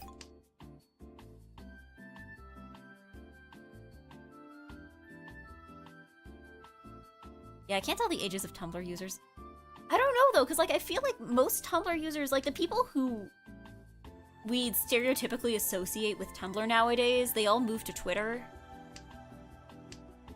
And, like, the people who are still left on Tumblr are people who have largely outgrown a lot of the behavior that we've generally associated with Tumblr. Yeah. I blame Tumblr for a lot of the worst tropes in the internet nowadays. I don't think you can blame Tumblr for everything. I don't know. I think one of the things I think about with Tumblr is how, like, the user base of Tumblr was extremely young, right? Like, it was largely, like, teenagers, at least in my experience, right? And somehow this shaped the, like, a solid chunk of the internet.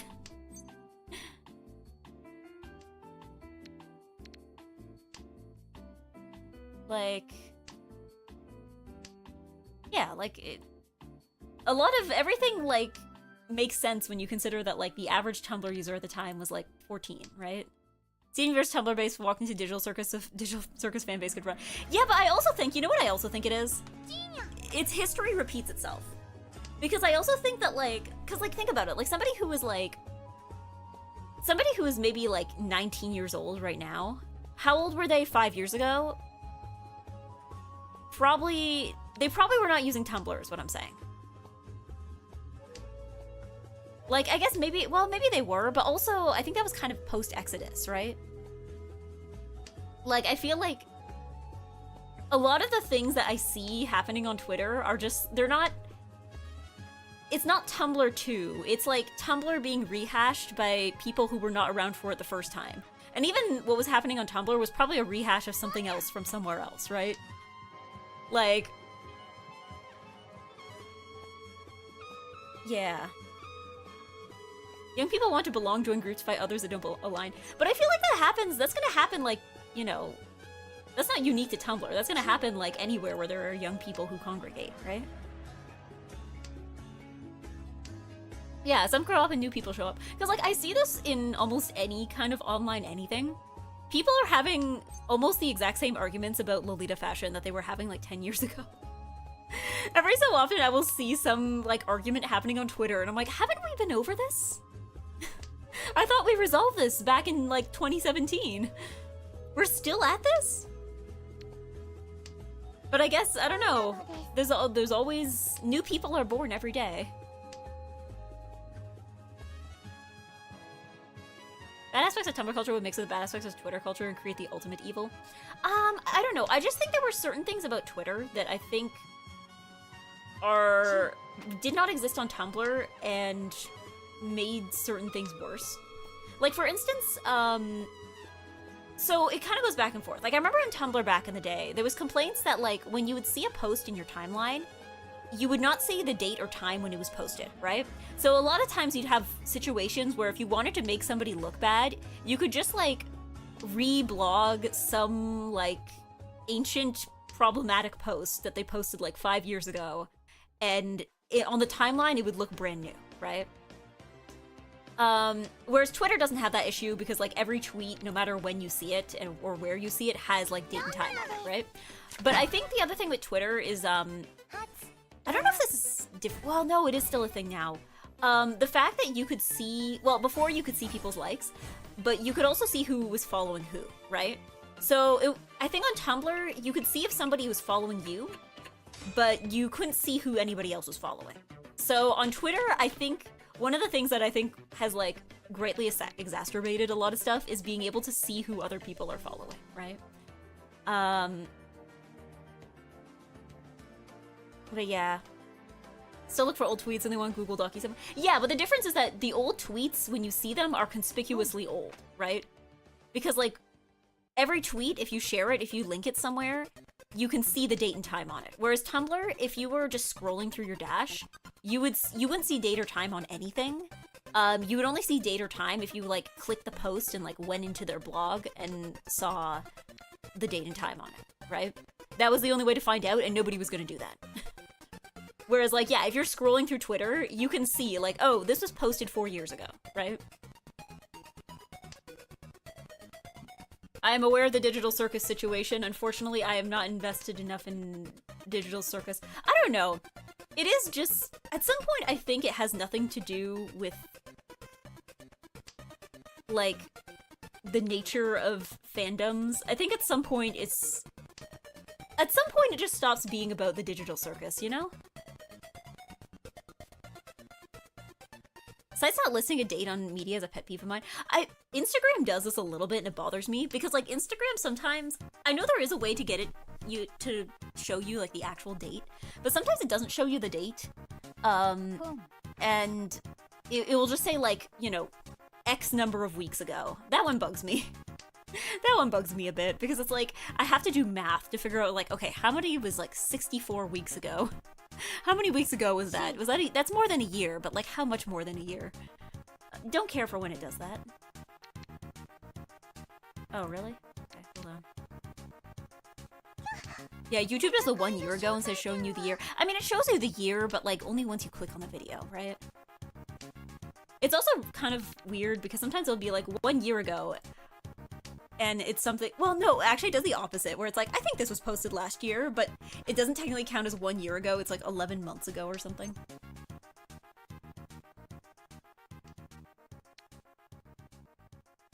Yeah. Love, amazing digital circus stuff I hear about, and I remember I don't join fandom, so I am free to enjoy the content I enjoy with no drama.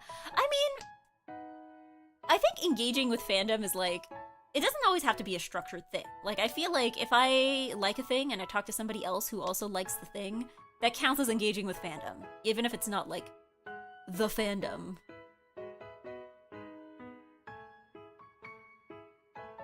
But, yeah. No, I don't know. At this point, I can't actually keep up with what people are actually mad about. I don't know what people are mad about. I can't keep track at this point. It's unfortunate that it's happening, but I am incredibly lost at this point. Do not try to explain it to me. I know someone in the chat is probably going to try and explain it to me. I don't know what people are mad about.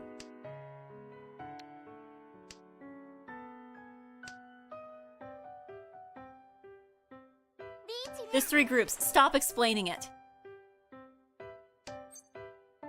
No explaining allowed here. Oh, I'm screwed. Whoops. Haha. Oops. Okay. Yeah, quick careless about all the random drama. I don't have time for that. Well, it's just like, this does not concern me. I'm not invested enough. Like, I'm not hugely involved in any of this, so I'm like, can't really have an opinion other than, maybe this is a little extreme, isn't it?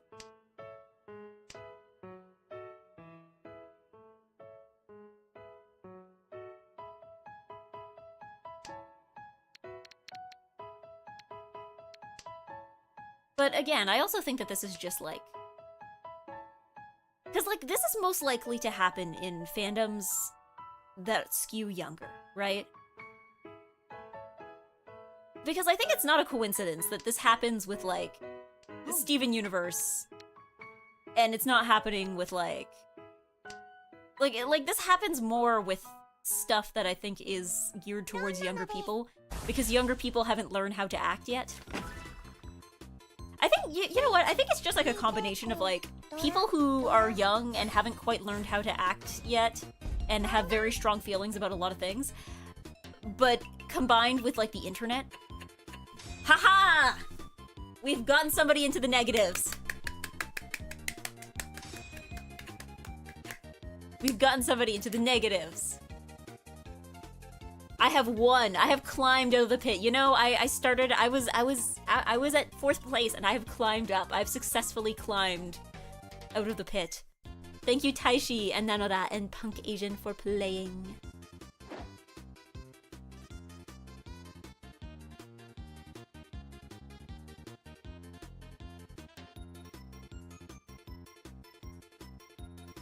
It's a game. Close game. Almost stole first. But then I stole first. I didn't steal it. It was mine to begin with.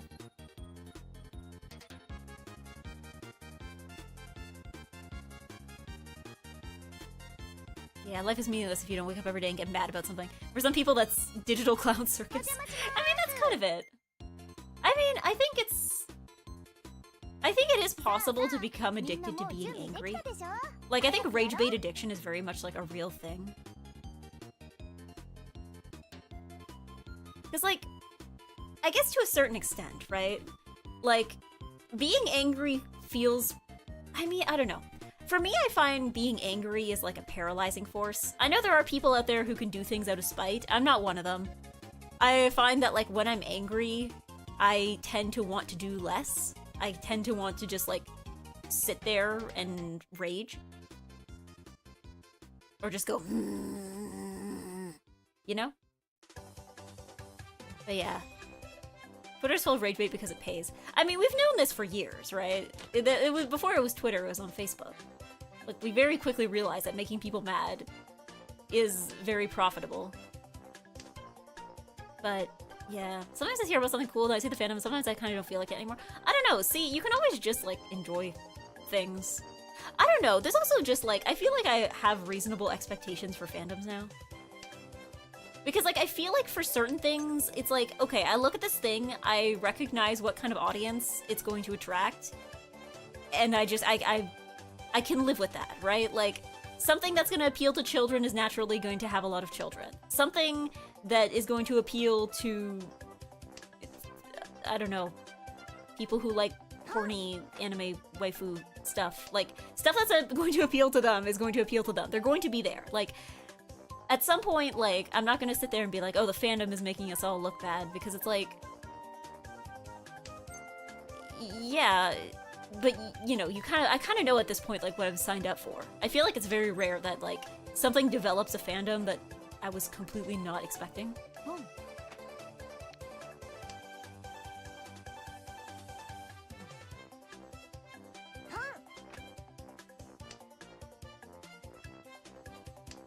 Last week, Kagurabachi. Oh, Kagurabachi. Last week, Fujo spent like 4K USD to vote for a background character again, top 25. Dedication.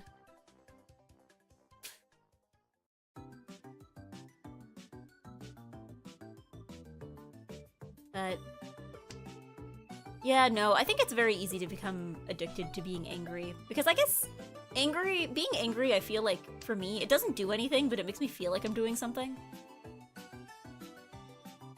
Like, it's like, okay, there's a problem and I can't do anything about it, but I can at least I can sit here and be mad about it, right? And that kind of feels like I'm trying to solve the problem.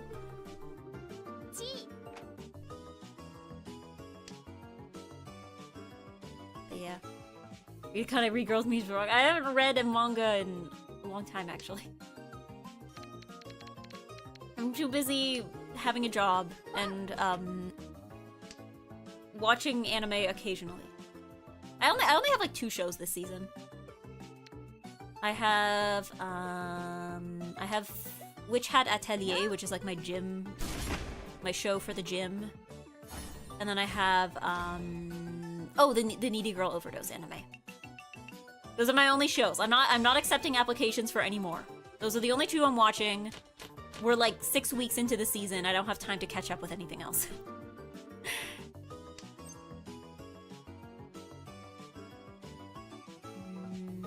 Do I try to be silly again?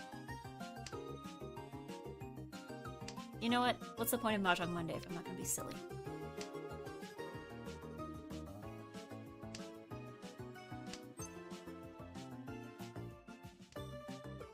Akane Banashi. I told you, I'm not taking applications. I'm not taking applications for more shows. I am not taking recommendations at the moment.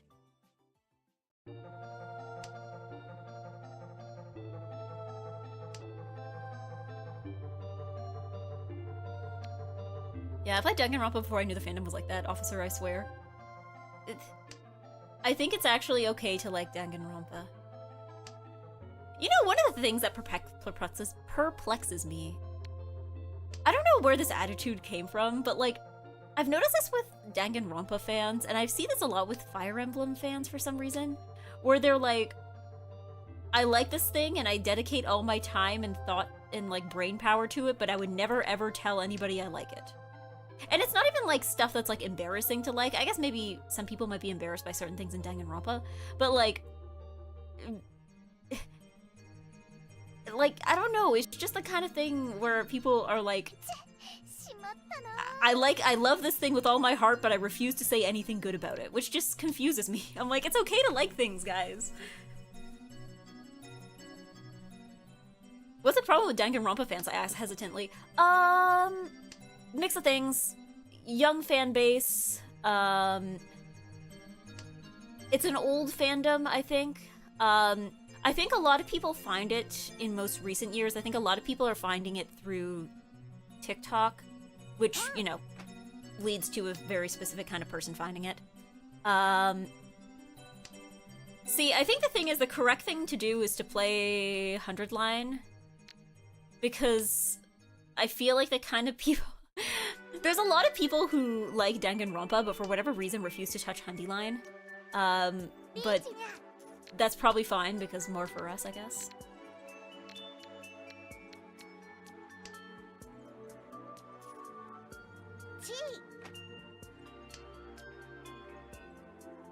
I have games I really like, but would never recommend to anybody. It's not even like recommending. It's like, I will never say a good word about this game.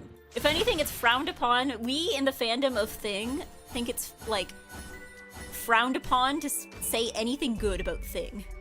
How dare you praise the thing that we all claim to enjoy? It's very strange. I don't understand it.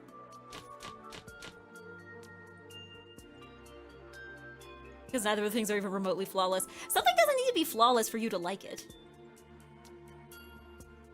At the same time, you can, like, acknowledge a thing's flaws and still be like, yeah, I really like this. Yeah. The internet gives a lot of power to children who are used to having none, so they abuse it. Yeah. I think there's also... I feel like with children on the internet, like, there's also an element of, like, everyone is kind of just flailing their arms with reckless abandon when it comes to learning how to do a lot of this stuff. Because, like, I feel like, you know, in the days when children were being socialized in real life, like in person primarily, before they were hitting the internet, I feel like there are things you're picking, there's things that you learn to do and that you learn you should and shouldn't do in like a more private setting. Whereas I feel like, I guess, when you're watching people grow up in real time, that it makes things difficult. Liking Fire Emblem in 2026. Allow me to recite a list of Edelgard's misdeeds. Yeah, she's 5'2". She's canonically 5'2". First of all, she's short. I like Eggy despite her flaws. The Eggy fandom. Controversy in the Eggy fandom.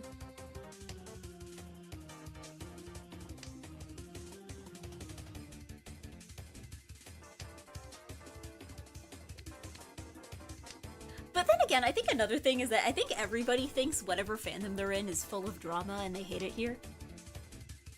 But the thing is that it's kind of everywhere. Like, I feel like people will be like, oh, VTuber fandom, it's always full of drama, everyone's fighting all the time. But then I talk to anybody who does literally anything on the internet, and they say the same thing about whatever places they're frequenting, right? Like, like crocheting, everyone's fighting about it all the time. It's like, oh, yeah, we're getting into big arguments about makeup. Like, it's kind of the same. It turns out people are actually just people everywhere. Like, if you get enough people together to do anything, they'll start fighting with each other. It just kind of happens. Just watch better VTubers. Yeah. Well, I don't know. I can't say that, like, I'm dissatisfied with any of the fan bases that I engage with regularly. Like, I feel like one thing I've noticed with, like, I guess maybe with VTubers, because it is, like, a medium where you're interacting directly with the performer, I feel like it's very easy to, like, just immediately, like, beat bad actors to death with hammers. Like, you know, if someone's being, like, obnoxious in chat, mods are going to ban them, right? If you are mean to your Oshi on Twitter, they will block you, right? I feel like, and maybe probably like if you are mean enough, other people will also block you too. Like I feel like there's, because interacting directly with it is such a big part of it, I feel like that kind of like, I guess also just everyone is kind of, I guess, yeah, with it, everything being so public, I guess it just kind of gets people to behave just a little bit more. I mean, what happens in private places, like Discord servers and stuff, is different, but like, yeah.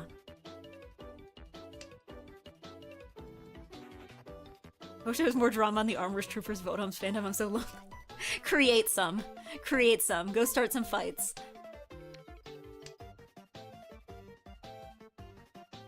The Armored Troopers Votoms situation is crazy. Are you surprised at how many times I told this to some people? Well, yeah, because, like, I mean, there's enough VTubers at this point that, like, every one of them will be completely different. I don't know. I don't know. I am... Probably a side effect of being a VTuber is that I get very defensive about VTubers. If you want to rage bait me, you gotta bring up I think I get rage baited like unintentionally because I think some people bring it up just completely innocuously. You know that one video of what's his name? Da Capo. The one where it was like the VTuber concert with the live 2D, and then like he like does the toggle where he like pulls his bangs up, and like everybody was dunking on this clip, and I've had like a few people just bring it up to me like completely innocuously. I don't think they were trying to be like mean about it or anything. They're like, oh, like the thing in the clip? And I'm like, no!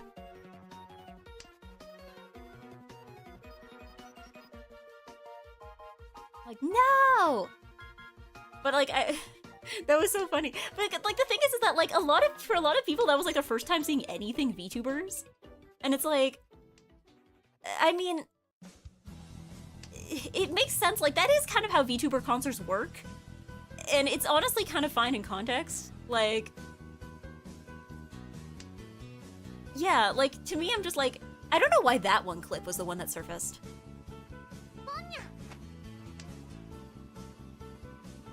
Because, yeah, I just remember being like, people dunking on it, and I'm like, no! Wait! Do you remember why Sakura Miko became popular? I mean, she wasn't even the only person that happened to.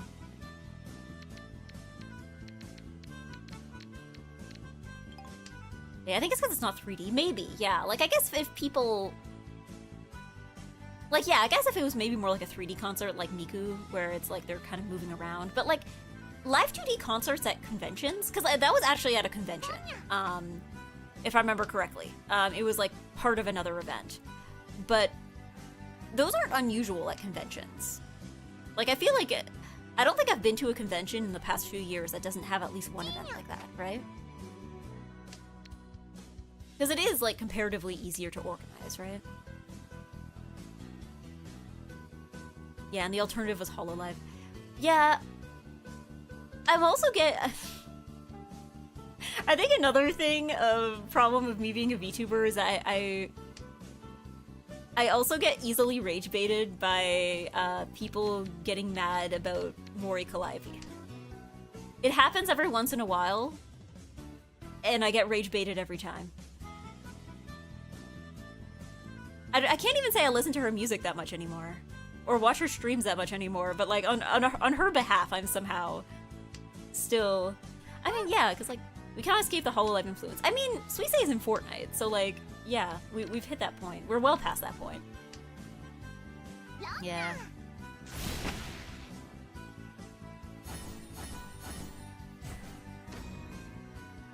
Can't even think of a thing to be mad about Callie. It turns out if you want to be mad at a person, it's actually very easy to find reasons. I'm in 4th place again.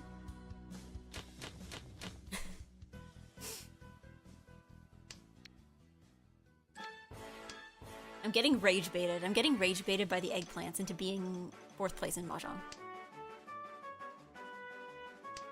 Mori Calliope is my go-to punchline when I need a generic VTuber. Nothing personal. I don't know. Who do you think is, like, VTuber McVTuber? Like, if someone says VTuber, like, who is the first person who pops into your head? You can't say NiceEggy because that's cheating right now.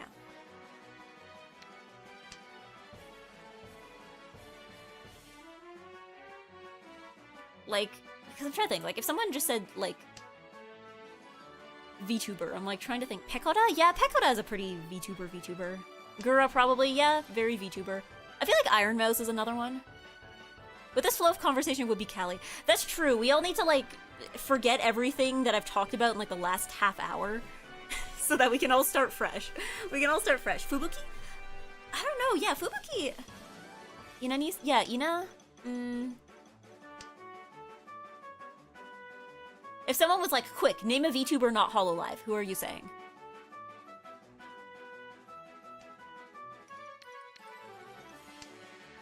Very easy. Correct. Okay. Name a VTuber not Hololive, not with a name in Iron Mouse. Yes. Correct answer, yeah. Ange Katrina? Yeah, that's... Well, I guess, yeah, you'd have to be...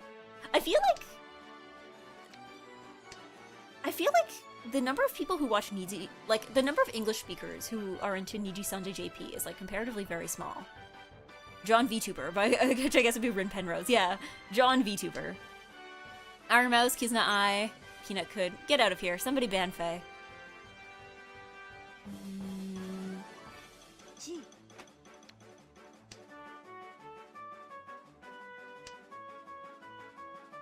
Suisei's John VTuber? Yeah. I mean, I guess there's also, like, the, like, Nimi and Doobie and Mint. Germa. Name a VTuber. Northern Lion. Yeah. See, I beat you to the joke. You were probably already typing the joke when I said it, but... I don't know, I feel like there's some people that are just, like, honorary VTubers. Oh. Like, I feel like... Who's your favorite JP, EN, Hollow? Let's see. For JP, probably Marine, which is not, like, the most controversial answer, I guess. EN, my original favorite was Callie. Like, Mori Calliope was my entire life for like 2 years straight. And pretty much actually until Hollow Stars EN debuted, pretty much. Mori Calliope. Do you still watch Hololive? Now and then.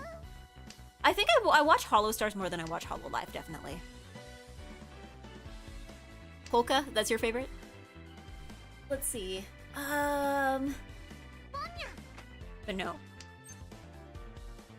I think the thing with like watching JP is I feel like when I first got into it, because it was only like 5 English members, right? Are you kidding me? Am I gonna go into the negatives? Okay, maybe not with that. Okay, it hurt, but I'm not dead. Okay. I'm not dead.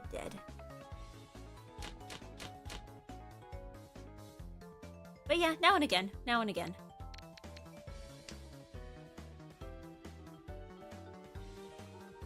I think the thing is that I keep missing the streams and I keep watching clips and I'm like, man, this would have been fun to see live.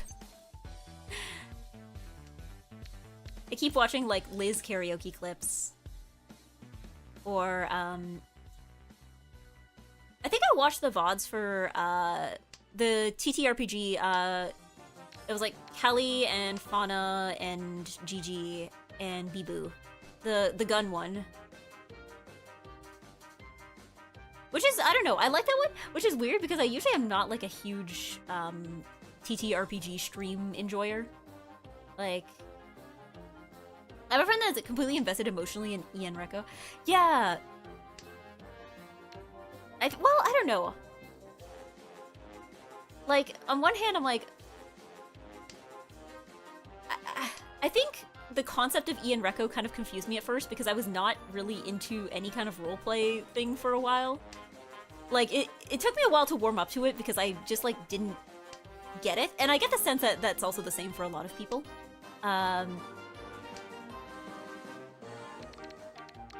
But I guess you just need like 1 or 2 people to be really good at it to get everybody on board, right? EN Reco is lore! Yeah, I think they're trying to be more consistent, because like I've watched other people do like role-playing streams. But I feel like in those, a lot of them are more focused on like character interactions, like memorable character interactions, rather than like a standard plot line that everyone's following. Because like I watched, what was it? I think someone from Niji Sanji had done like a really, really big Minecraft one that I remember Ruse was in, because I was watching his streams, and like that entire like roleplay campaign was just everyone trying to like not laugh in the presence of Crimson Ruse. But that's mostly what I remember from it. Was there a plot? Probably, but that wasn't really what I was paying attention to, because it wasn't really what I was there for, right? This is where Omega's obsession with lore ended up in, and I'm fine with it.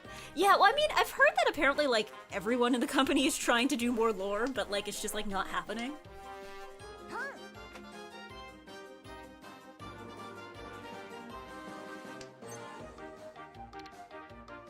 Yeah. What do you think of Robeo Nightmare?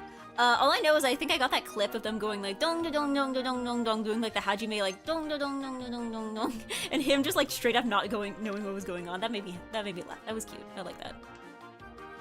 Okay, this is not good playing, but it is certainly tile discards. Yeah, Herb is an active role player though. She even role plays on Twitch. Yeah, like I mean, again. Yeah, watching people struggle to RP gives me anxiety. Well, that's, like, one of the reasons why I've always been scared to, like, join anything like that. Because, like,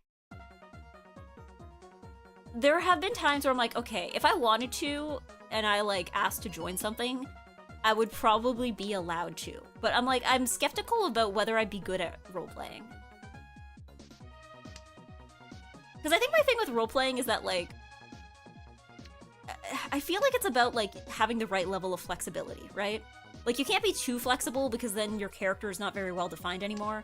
But if you're not flexible enough, then you're just no fun to roleplay with. Like, you're not... That wasn't very yes-and of you kind of thing. So I'm like, I don't know. I'm worried that I'm gonna be too rigid.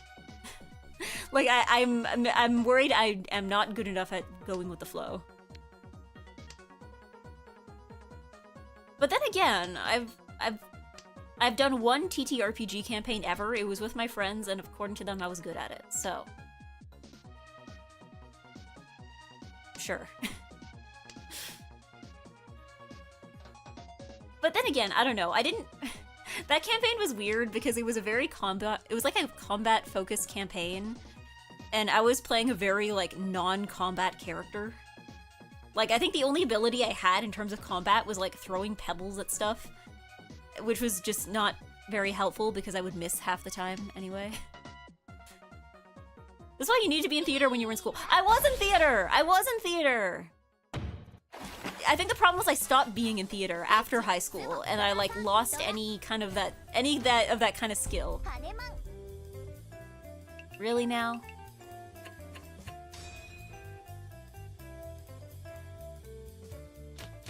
I got too old. I got too old, and I lost whimsy. I cannot be free. I can only be cringe now.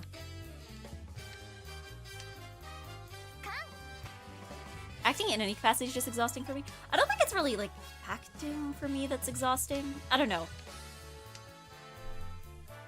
I guess for me, though, like, when I was... I mean, I guess we did some improv stuff in school, but I felt like it was one of those things where it was like... I guess it's like in, you know, in drama class, right? Like, it's you and your classmates, right? So, like, if you do something embarrassing, people might tease you about it later, but, like, the only people who saw that were, like, you and the, like, 20-something other people in the class, right? Whereas, like, I feel like if you're doing it, like, online, on stream, then it's like, okay, no, people will see this. People who have never met me will see this.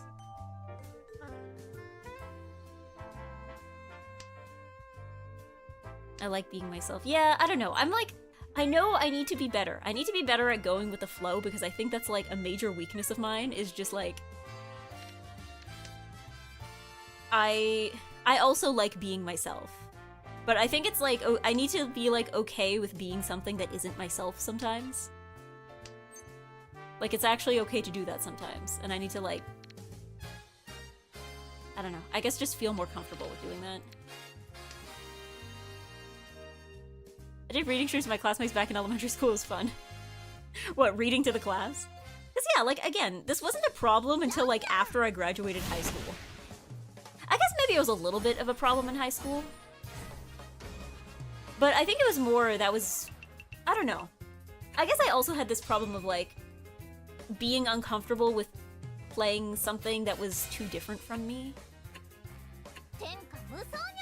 Okay. Congratulations, I eat glitter glue. And thank you, Science McLovin and Zully. I will accept my defeat. I accept my defeat. Because I am a good sport. I am a good sport. Thank you for play. Firm handshake. She needs to be released from the feelings of cringe. Be cringe, Eggy, be free. I'm trying! I'm trying! Because yeah, I guess in high school I was still a bit like that. Less so. Less so than now. But I guess also in high school, it was also a feeling of like, there's a lot of things in this world that I don't understand. So it's like, I don't know, if you're like, okay, we're doing a humorous scene where one character is trying to seduce the other, and I'm like, I don't know how to seduce someone, nor do I really know how to act like I'm being seduced. Right? Like, this isn't even, like, super sexual or anything. It's just, like, you know, average comedic thing. And I'm like, I don't know how to be that. I don't know how to be that.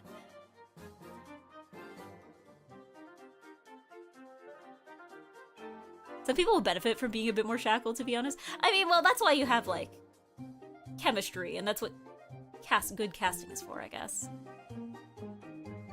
Want to do a comedy manzai routine? I mean, I guess I probably would be a good straight man, in the sense that, like... I don't know, do you guys think it's easier to be, like, the silly one, or to be the serious one, do you think? Because, like, everyone likes the silly one, but the silly one is only silly if you have a serious one to go with it, right? Hire me for your VTuber group. I will be the one that people try and bounce punchlines off of. Yeah. Both seem hard. I mean, I definitely think there is a way to be bad at either, you know? There is a way to be bad at either. But, you know, you kind of need both. GG's, I was the glue. Ah. Thank you, Minty. I was the glue. The glue holding these tiles together. I had a colleague call me on a meeting because I wouldn't laugh at any of his jokes. Wow! You see more of a straight man? Definitely. I mean, I feel like that's like the more natural role for me to play. But it's something I'm like, okay, I have to become good at it. Unless we're talking about food. What do you mean? Am I taste that weird?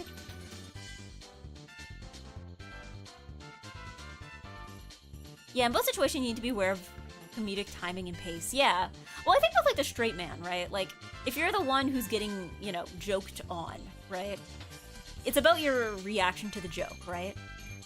And, like, there are different ways of doing it, right? Like, you don't have to, like, it's not, like, overreactive going, like, huh? But, like, I feel like it's also just, like, you know, do you have a joke that, or do you have, like, a reaction that fits the joke, I guess?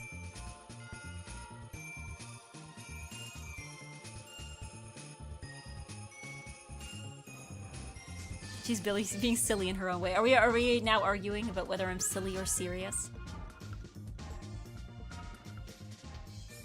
I feel like I could stand to be sillier, I think. I'm probably too serious for my own good. Oh, thank you, too. Somebody on YouTube just subscribed, but unfortunately my head is too big to see who it was. Thank you.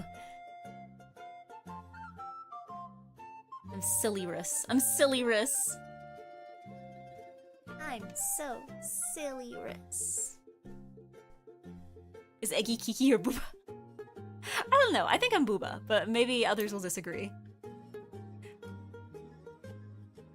Booba? Okay, so my self-assessment here is accurate. Eggy, can you classify some chatters as what, Kiki or Booba? I think Faye is definitely Kiki. Faye is definitely Kiki. I think Zelly, both you and Robert are more Booba. What is Booba anyway? Oh, are you not familiar with Kiki and Booba? Somebody summon a Wikipedia article. It's like, basically, it's a well-known phenomenon, where basically there's these two shapes. One of them is like very pointy and spiky, and one of them is kind of more round and blobbly. And basically they asked a bunch of people around the world who all speak like different languages and stuff, which one they think is Kiki and which one they think is Booba, and almost everybody agreed on like, the pointy one is Kiki and the round one is Booba. Yeah, thank you. Thank you, Penboo, for summoning the Wikipedia article.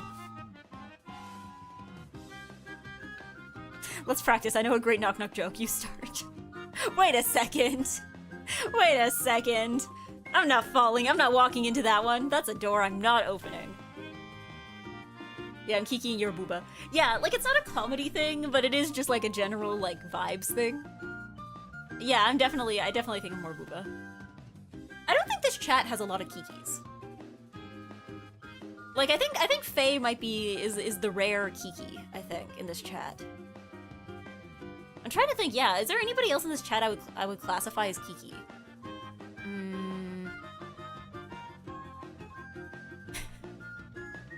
You are like a purple Pikmin.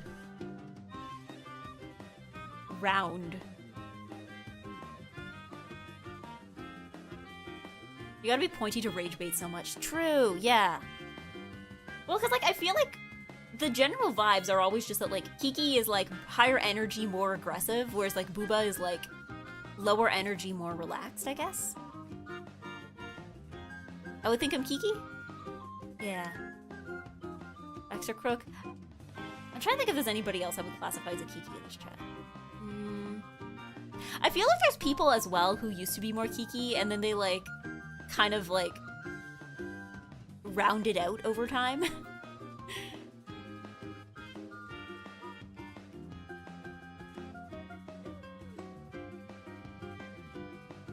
There's a white Pikmin, chaos everywhere. Who is the pink Pikmin, in the sense that they can carry things very quickly and make your missions go faster?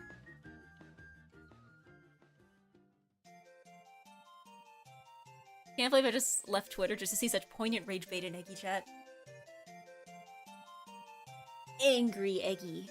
Oh goodness, it is 10:48. Maybe just one or two more games, I think. One or two more games. I'm trying to... One day I will go to sleep on time. What do I need to do after stream? I need to wash my hair. And I need to prepare my lunch, but that doesn't take very long. I'm wondering if I should... Oh, I'm wondering if I should go to the gym tomorrow. Maybe I'll go to the gym tomorrow. I'd have to prepare my gym bag. I've been starting to try and, like, prepare my gym bag as a way to, like, hold myself accountable. Because if I bring my gym bag, it's like, well, I brought my gym bag, so obviously now I have to go to the gym.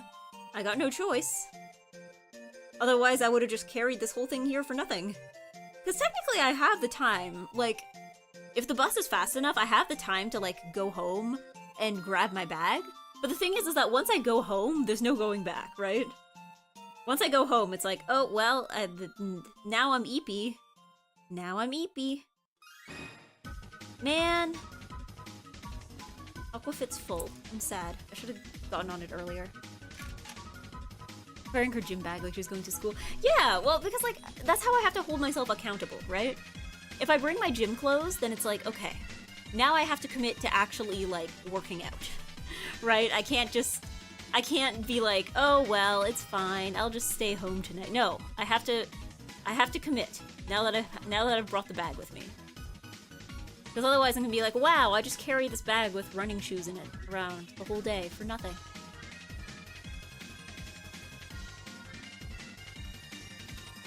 I have to imagine some madman has been going on a flower frenzy, he's made like 20 flowers bloom in 1 hour. Just like, is he just like targeting them? Just have like unlimited petals? Yeah, I feel like, get home, the day's over. Yeah. It's like, I cannot allow myself to go home. I mean, I have to go home eventually, but like, I cannot be going home that quickly.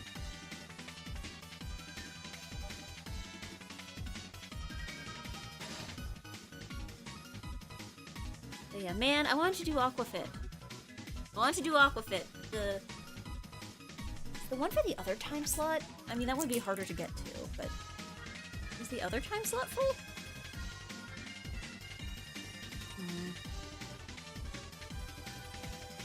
Man! Oh wait, no, hold on. Man! Okay, they only have one time slot. I could have sworn there used to be 2 time slots. Can't do that on Wednesday either because it's Wednesday and we have to beat Ganondorf. Man, okay. Now that the weather's nice, I want to go to the pool. I mean, I guess there's nothing stopping me from like going to the pool and doing normal swimming, but like, I feel like every time I'm like, I'm gonna do some normal swimming, they're like, all the lanes are closed due to swimming lessons. And then I'm like, oh, okay. Because yeah, now that the weather's warm, I no longer am like, ugh, when it comes to like getting in the pool, so.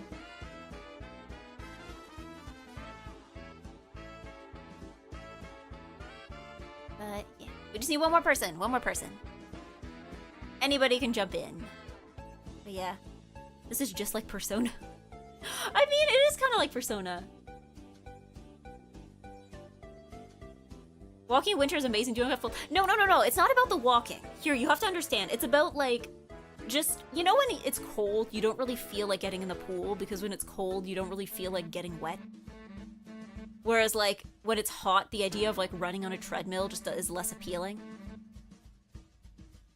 It's more like about that, right? It's not about the actual, like, whether walking outside is pleasant or not. Because there's times where it's like, okay, if you're walking outside, it's probably pleasant, you know, even if it's snowy. It's probably pleasant. But, like, you know, if you're walking outside after you were just in the water and you just got out of the water and you're kind of cold, then you're kind of damp. Like, that's less comfortable. Surprisingly, the pool's warmer in winter than in summer. Yeah, I think they crank the temperature up a little at the one I go to in the winter. Swimming is so wonderful. It is very fun. I do like swimming. Yeah. But yeah, no, it is like Persona.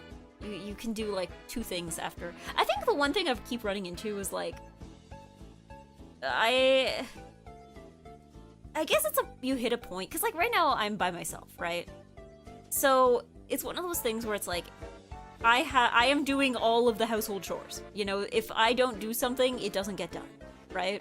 So it's like one of those things where it's like, I am definitely spending way more time on like cooking and cleaning than I did before.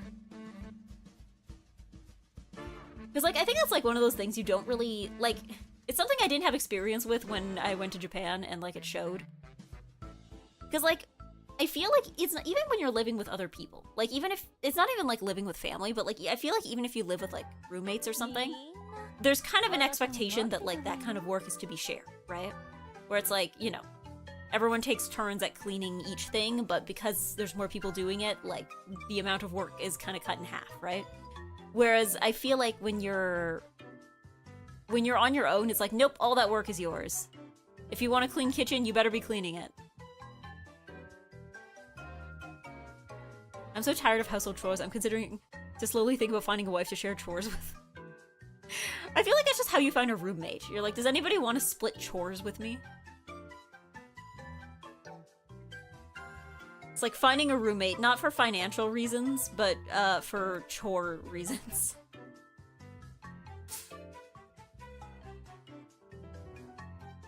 Just don't make it messy. Easy. I mean, I guess, like, the washroom upstairs has not been cleaned since February, but also the washroom upstairs has not been used since February. So, I guess there's certain things where it's like, okay, this doesn't really need to be done. Like, I don't think... Like, I mean, I guess some things could use a dusting. But, like, I don't use most of the house, to be honest, right? Like, if anything, I think the kitchen is probably the thing that I keep having to clean the most, because that's the thing that I'm spending the most time in, right? Turn on the sink in there once in a while? Why? Probably run those pipes occasionally if it's been that long. What happens if you don't? Do like mold grow in them or something?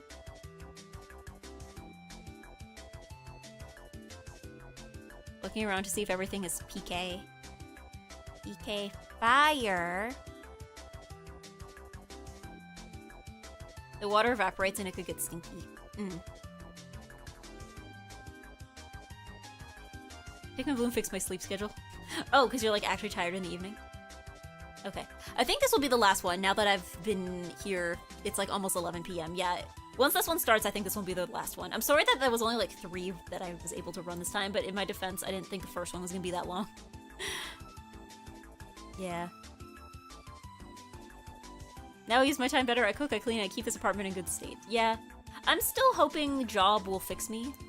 Because, like, now that I'm more used to getting up at a reasonable time, I've noticed on weekends, for the most part, because, like, it used to be that, like, when I was not working, on weekdays, I would get up and it would be, like, weekdays I would get up and it would be, like, 10:30. And then weekends I would get up and it would be, like, 2 in the afternoon. But, like, now it's like, okay, weekdays I'm getting up at 6, but it means that weekends, usually I just end up waking up naturally around 10. Like, that's my sleeping in. So I'm like, okay, it looks like my sleep schedule is shifting in a way that is going to benefit me and give me more daylight time.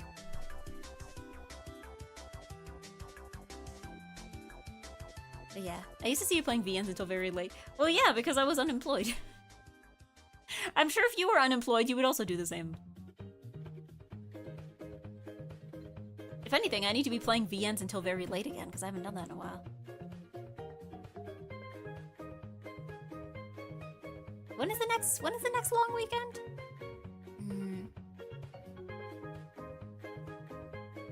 See, my other problem now, too, is that, like, it used to be like, okay, you know, you do things...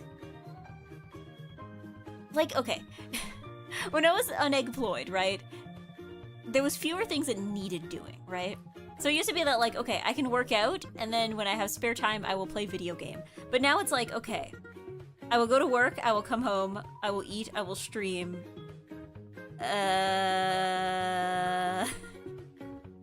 And then it's like, okay, oops, like, and then the other thing too is that, like, on the weekend, it's like, because it usually be like, okay, on the weekend I will play video game. But then it's like, no, it turns out the weekend is for doing all the things that I wasn't able to do during the week, but they're still fun things. Like, the weekend is for, like, seeing friends and stuff, because I couldn't see them during the week. And it's like, oh. Canada Day would be the next long weekend, but that's on a Wednesday this year. Yeah, I was talking about that earlier. I was wondering, I'm like, am I capable of doing Canada Day subathon? Is that possible for me? Wouldn't be a bad idea. Maybe I could do, because I remember last year I streamed, what was it, a long hike? Because I remember last year I was trying to think of Canadian games. Because I know Balatro is Canadian. Somebody mentioned Celeste is Canadian. So I'm like, yeah, I guess I could do, like, what if I just streamed for ages and just did Canadian games? And if I need to eat, I'll, like, Uber Eats some poutine or something for Canada Day.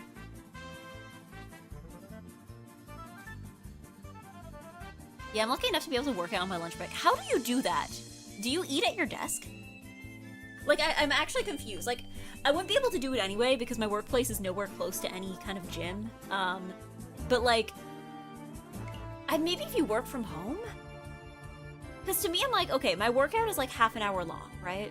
So if it's like, okay, 30 minutes, and then I feel like I would still need to, like, shower and, you know, make myself decent and unstinky. I guess maybe if you work from home, then, like, stinky is not a concern, right? You just need to look decent. You don't actually need to smell decent.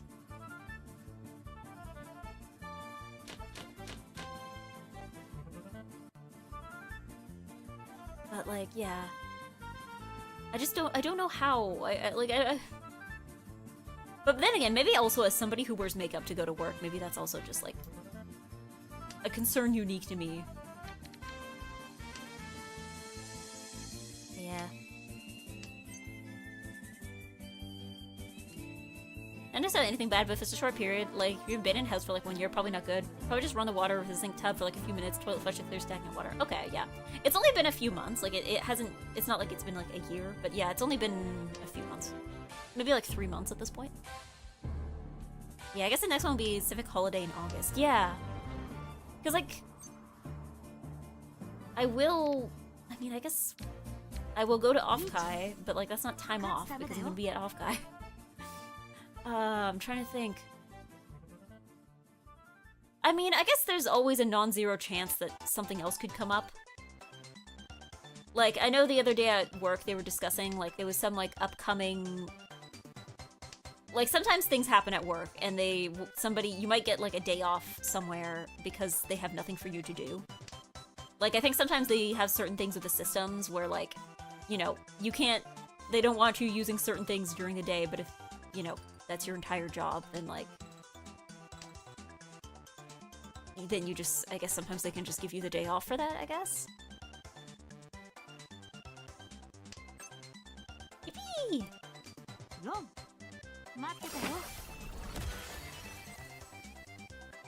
Yippee!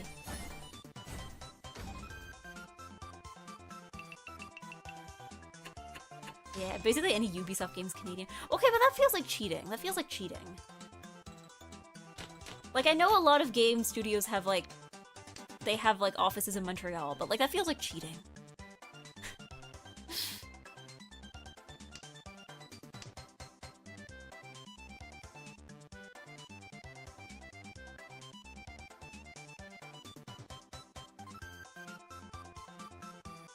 So why would you willingly support a Ubisoft? I'm trying to remember the last time I played anything by Ubisoft. Maybe I was like... I think it was probably like... I was probably like 8 years old. It was probably like Pets Cats for the Nintendo DS or something like that.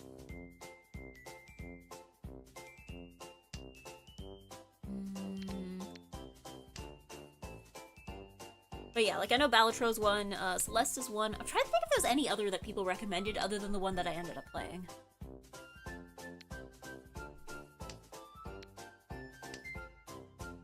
Like, there's gotta be more. There's gotta be more. I'm sure, I don't know, I have friends who are more into, like, indie games. I'm sure if I asked them, they would probably be able to come up with, like, a whole list. Death Road to Canada. Oh yeah, that's like an actual game. Was it made by Canadians, or is it just, like, Canada mentioned? BioWare's Canadian. See, again, like, that feels like cheating.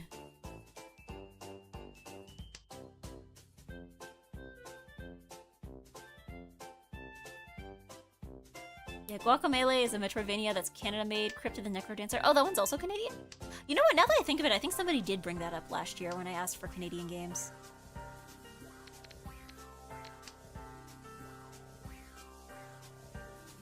The Long Dark is a small Canadian game. I will make note of that. I wonder if Steam has a tag for that. I wonder if Steam has, like, a Canadian tag. But I feel like it's one of those things people are probably just gonna keep, like, doing as a joke. Like, it's gonna be like how people will, like, tag everything with, like, psychological horror, even when it's, like, not psychological horror. Luigi's Mansion 3 is made by Next Level Games, which is in Canada. Okay, like, again, we're stretching a bit. We're not stretching a bit. We're stretching it a bit, I think. By that logic, I feel like most films are Canadian because so much stuff is filmed in Vancouver. Horror Canadian.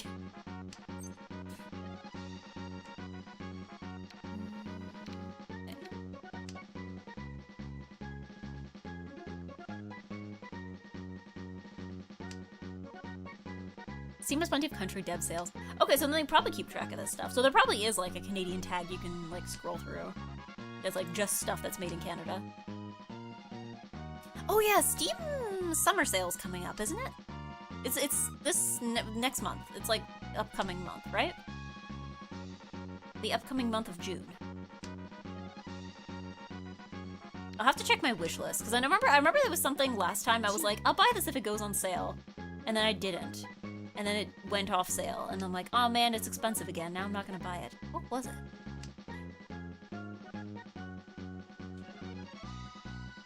I don't have time for more video game. Every video game developer should go on vacation for like 2 years. So we can all catch up. They should all go on vacation for like 2 years. Or, you know, they can work, but like they can't release anything. They can just like work on it. Do you not use a wish list? See, the problem isn't the wish list. The problem is what you do once you've bought the game off your wish list. That's the problem, because it turns out that like when you buy a game from your wish list that you want to play, now you actually have to play it, you know? I mean, you don't have to, but like you probably should since you paid for it.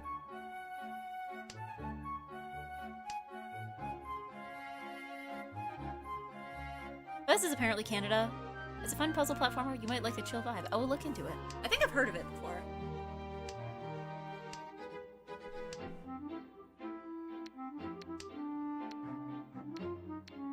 But yeah, horror Canadian. Yeah. You stop caring about games altogether and just do whatever you like. Because it's like, I have so many games hanging that I'm like, I feel bad starting a new game. But sometimes you want to start a new game. It's been 4 years, I still haven't finished Umineko. I started Umineko in the fall of 2022. I bought it, and I was like, I guess I'll play this when I'm on my way to Japan. And then I didn't play it on the plane, not even once. And I'm not even sure I played it that much when I was there, either. I didn't play it that much until I got back.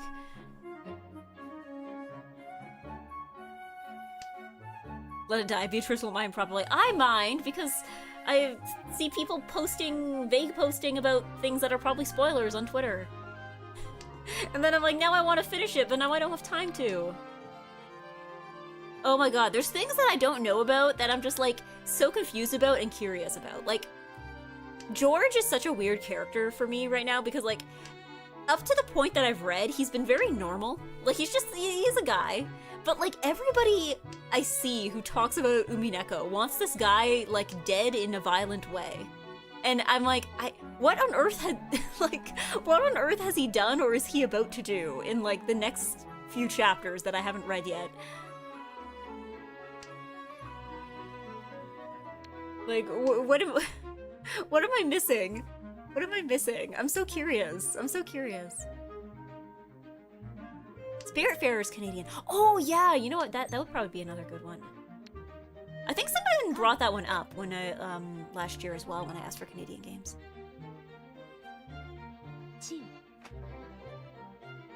I stole my name from Stella Glow and only finished it after a 3-ish year break. I mean, to be fair, when I was a kid, it took me like 5 years to beat Spirit Tracks because I played it when I was like 11. And I got stuck on a boss, and then I just, like, gave up, and then came back to it when I was in high school. And then finished the game from there. But, like, I don't know if that counts, because it's, like, most of the time within that was spent not playing Spirit Tracks.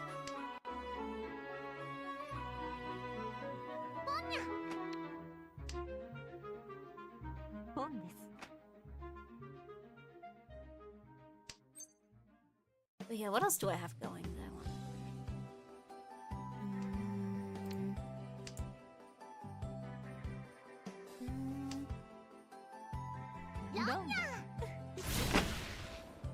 The Fata Morgana prequel I started, and then did not finish.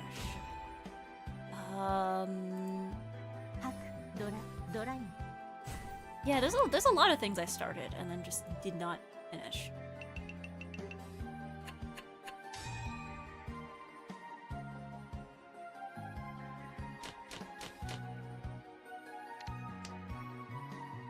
By the way, next Steam sale is 25th June to 9th July. Okay, so I have like a month to think about it then. I have some time. I thought it was earlier for some reason. But no, that sounds about right. That sounds about right.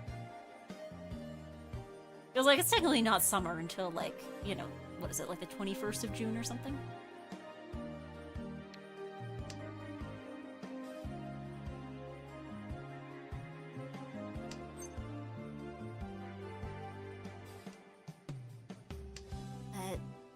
Yeah, there's still, like, also, like, unlimited RPG Maker games. I have 1 bajillion Steam Next Fest demos downloaded that I have just never touched. I don't know if they all work, because I feel like some of them stop working after Next Fest. I think most of them still work. But I'm like, yeah, there's so many things where I'm like, this looks really cool. I'm gonna download the demo and play it later, and then I download the demo and then I don't play it later. Which is like, I don't know why this keeps happening, considering most demos are like only like an hour or two long, right?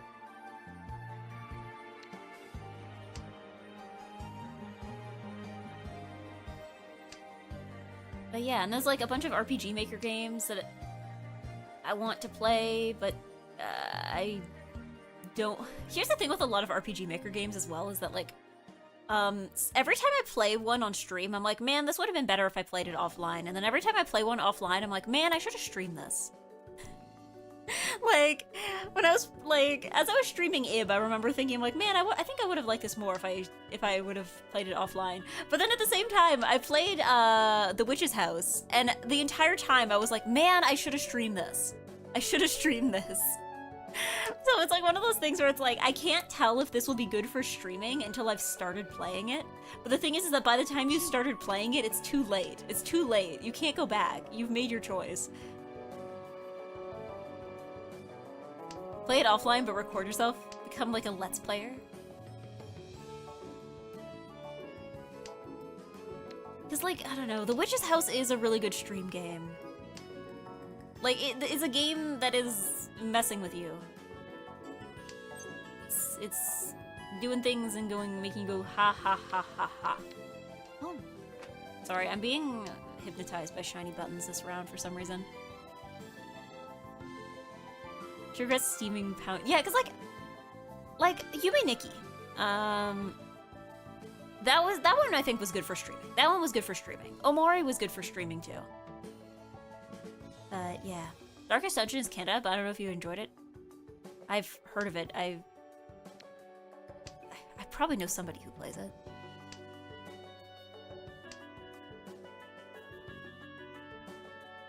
But yeah, like I know there's a few other ones that people keep telling me to play. What was that one? That was like,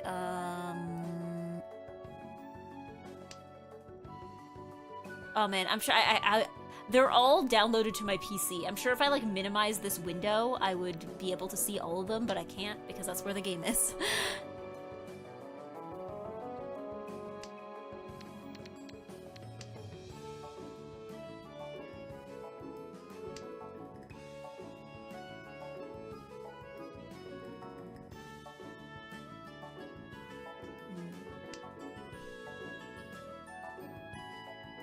My posture is not good lately. My posture is bad enough that my coworkers are commenting on it, but in a way that I feel like, I don't know, I had one coworker the other day who was like, why is your computer, like, why is your laptop so far away from you? And I'm like, is it? Because I have it set up that way so that, like, the, like, cursor moves smoothly between all the monitors. But, yeah, she's like, isn't it kind of, like, far away? I'm like, not really. You could rage at Cuphead for Canada. Is Cuphead Canadian? This is news to me. Is Cuphead Canadian?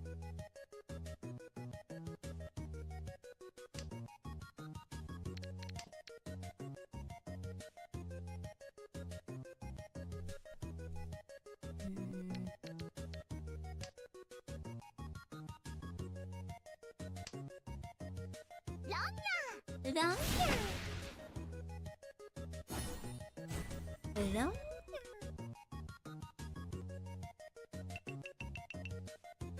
Well, this does not concern me.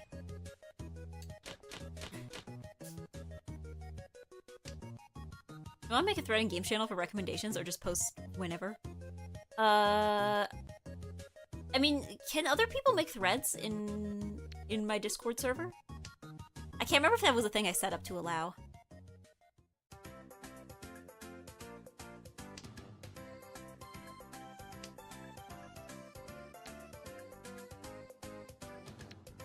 I'm the opposite. Everyone asks me why I look like a jeweler inspecting a gem whenever someone shows me their phone. Ah, yes, the old person squint. Seems like you can? Okay, go ahead. You have my blessing. Oh. Yeah. No, for me, yeah, I feel like I have...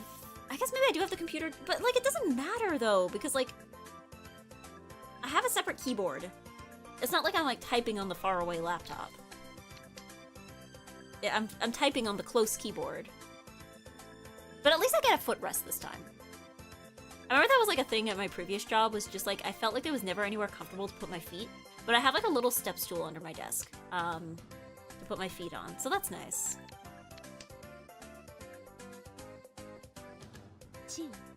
Yeah, well, people in my experience tend to use they're further away than average. I guess it depends if, like, it's like a nearsighted, farsighted thing, right? Because, like, I am... nearsighted is the one where you can't see things that are far away. Farsighted is the one where you can't see things that are close up.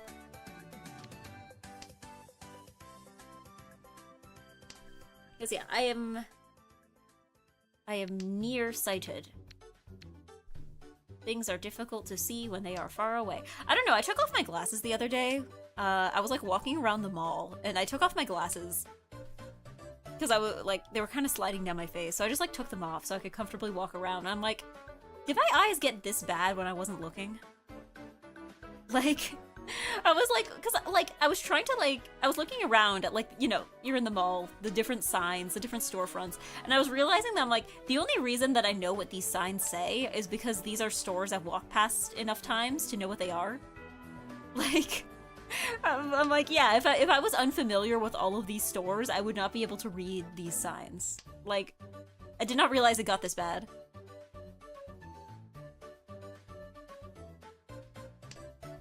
Especially bad when you just take them off. Yeah, because your eyes are still, like, adjusting. I think it also doesn't help that, like, a lot of storefronts are, like, lit up in a very certain way, right? So, like, I feel like trying to read, like, a light-up sign during the day, I feel like sometimes is more difficult than, like, trying to read, like, just, like, a normal sign during the day.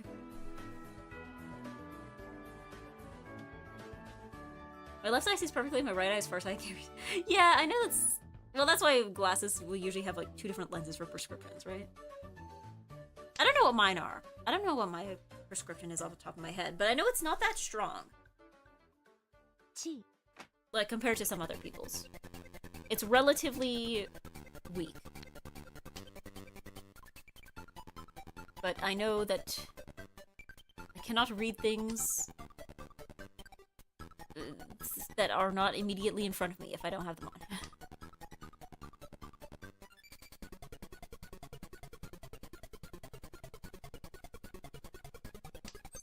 So I am bespectacled Eggy. Sorry, I got drawn in by the silly buttons again. I really want glasses as a kid, but apparently I have above perfect vision. Full normal range plus a little extra near and far. Wow. He's just, like, too good. He's too good at seeing. No, I mean, when I was a kid, every year they told me I would need glasses next year. Every year we would go to the optometrist, and he's like, yeah, it's okay for now, but you'll probably need glasses next year. And then I was told this for the entirety of my childhood. I think I didn't get glasses until I was in grade 12. So for, like, 18 years straight, they were just like, yeah, she'll probably need glasses next year. But yeah, I remember, like, the first time I put on glasses, though, I'm like, oh man, has my skin looked this bad the entire time? Like, and I feel like to this day, but yes, thank you, Penbu and X-Rock and Birthday Sweet Man. Thank you for playing. Unfortunately, this was the last game because I need to start getting ready. I need to go wash my hair and prepare my lunch. I'm sorry, Alto. I'm sorry. I think you played earlier, did you not? I'm sorry. I'm sorry. I need to go to bed at a reasonable time because last week I don't know. Sometimes I'm just like, you know what? It's not gonna kill me to go to bed a little late. And then if I do that too many days in a row, then I suddenly remember why you need to go to bed on time. It turns out that, like, 2 is the limit. I cannot go to bed past, like... I cannot go to bed past 12:30 more than, like, once or twice a week. Otherwise, like, my brain starts evaporating. Like, last Friday, honestly, was quite miserable. It was quite miserable. I mean, once I got home and was able to like rest and eat and stream, and that was nice. But like trying to work during the day was like absolutely awful. Like I was exhausted, but you know, in a way where you're like everything is more overwhelming when you're sleepy, right? So yeah, that was just not pleasant. I'm trying not to repeat that this week, especially since this is like a full week with a full week of weeking, you know? As opposed to a short week, since it's not a long weekend for me. Let's see who is rateable. Who's rateable? Because, yeah, it's okay if today is short, I think, because I'm going to be back on Wednesday. And Wednesday is just going to be Oops All Ganondorf. I don't have a plan for if I beat Ganondorf faster than I expected, because I know for sure I'm not going to beat Ganondorf any faster than I expect. So we're good. We're good there. But let's see. Who can we raid? Soy Milk. Retro. Almonte, so I think we raided him last time. Inari is on. Is anybody jonging? Is anybody else jonging at this hour? Not at this hour.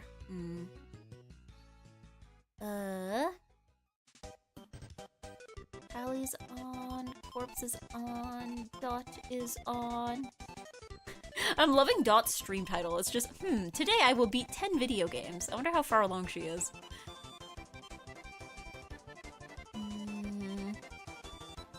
Yeah. You could continue the model kit if you beat Ganon in tennis. Yeah, but like that's like a lot of setup. There would have to be like an awkward like 10-minute break while I'm just like trying to like move everything around. I guess I could, but no, I think I will beat Ganondorf in the exact amount of time I think it's gonna take to beat Ganondorf. I have no doubt. I have enough confidence in my lack of gaming skill to know how long it's going to take. Let's see. Who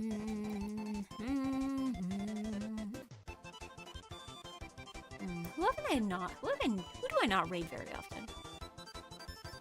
I guess I haven't raided Callie in a while. I'm trying to remember the last time I raided Callie. Which is weird, because I feel like usually the time slots overlap nicely. Famous last words. 10 minutes isn't that long, that's fine. I'm not a speedrunner. I'm not gonna speedrun Ganondorf.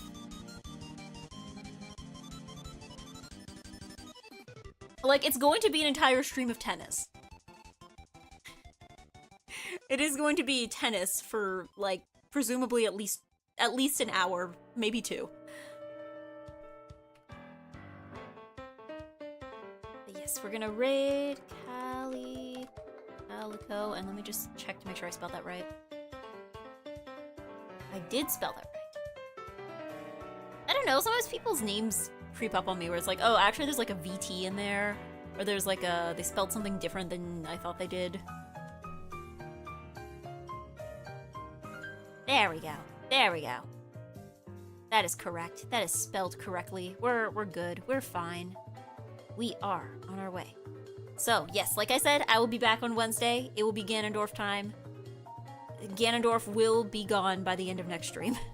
I think I'm planning to finish Zelda next stream, if I can, unless I really fail. So, I will see you on Wednesday. And until then, thank you for being nice and good, and thank you for jonging with me. And thank you. Good night. Bye. Bye. End card time. Au revoir.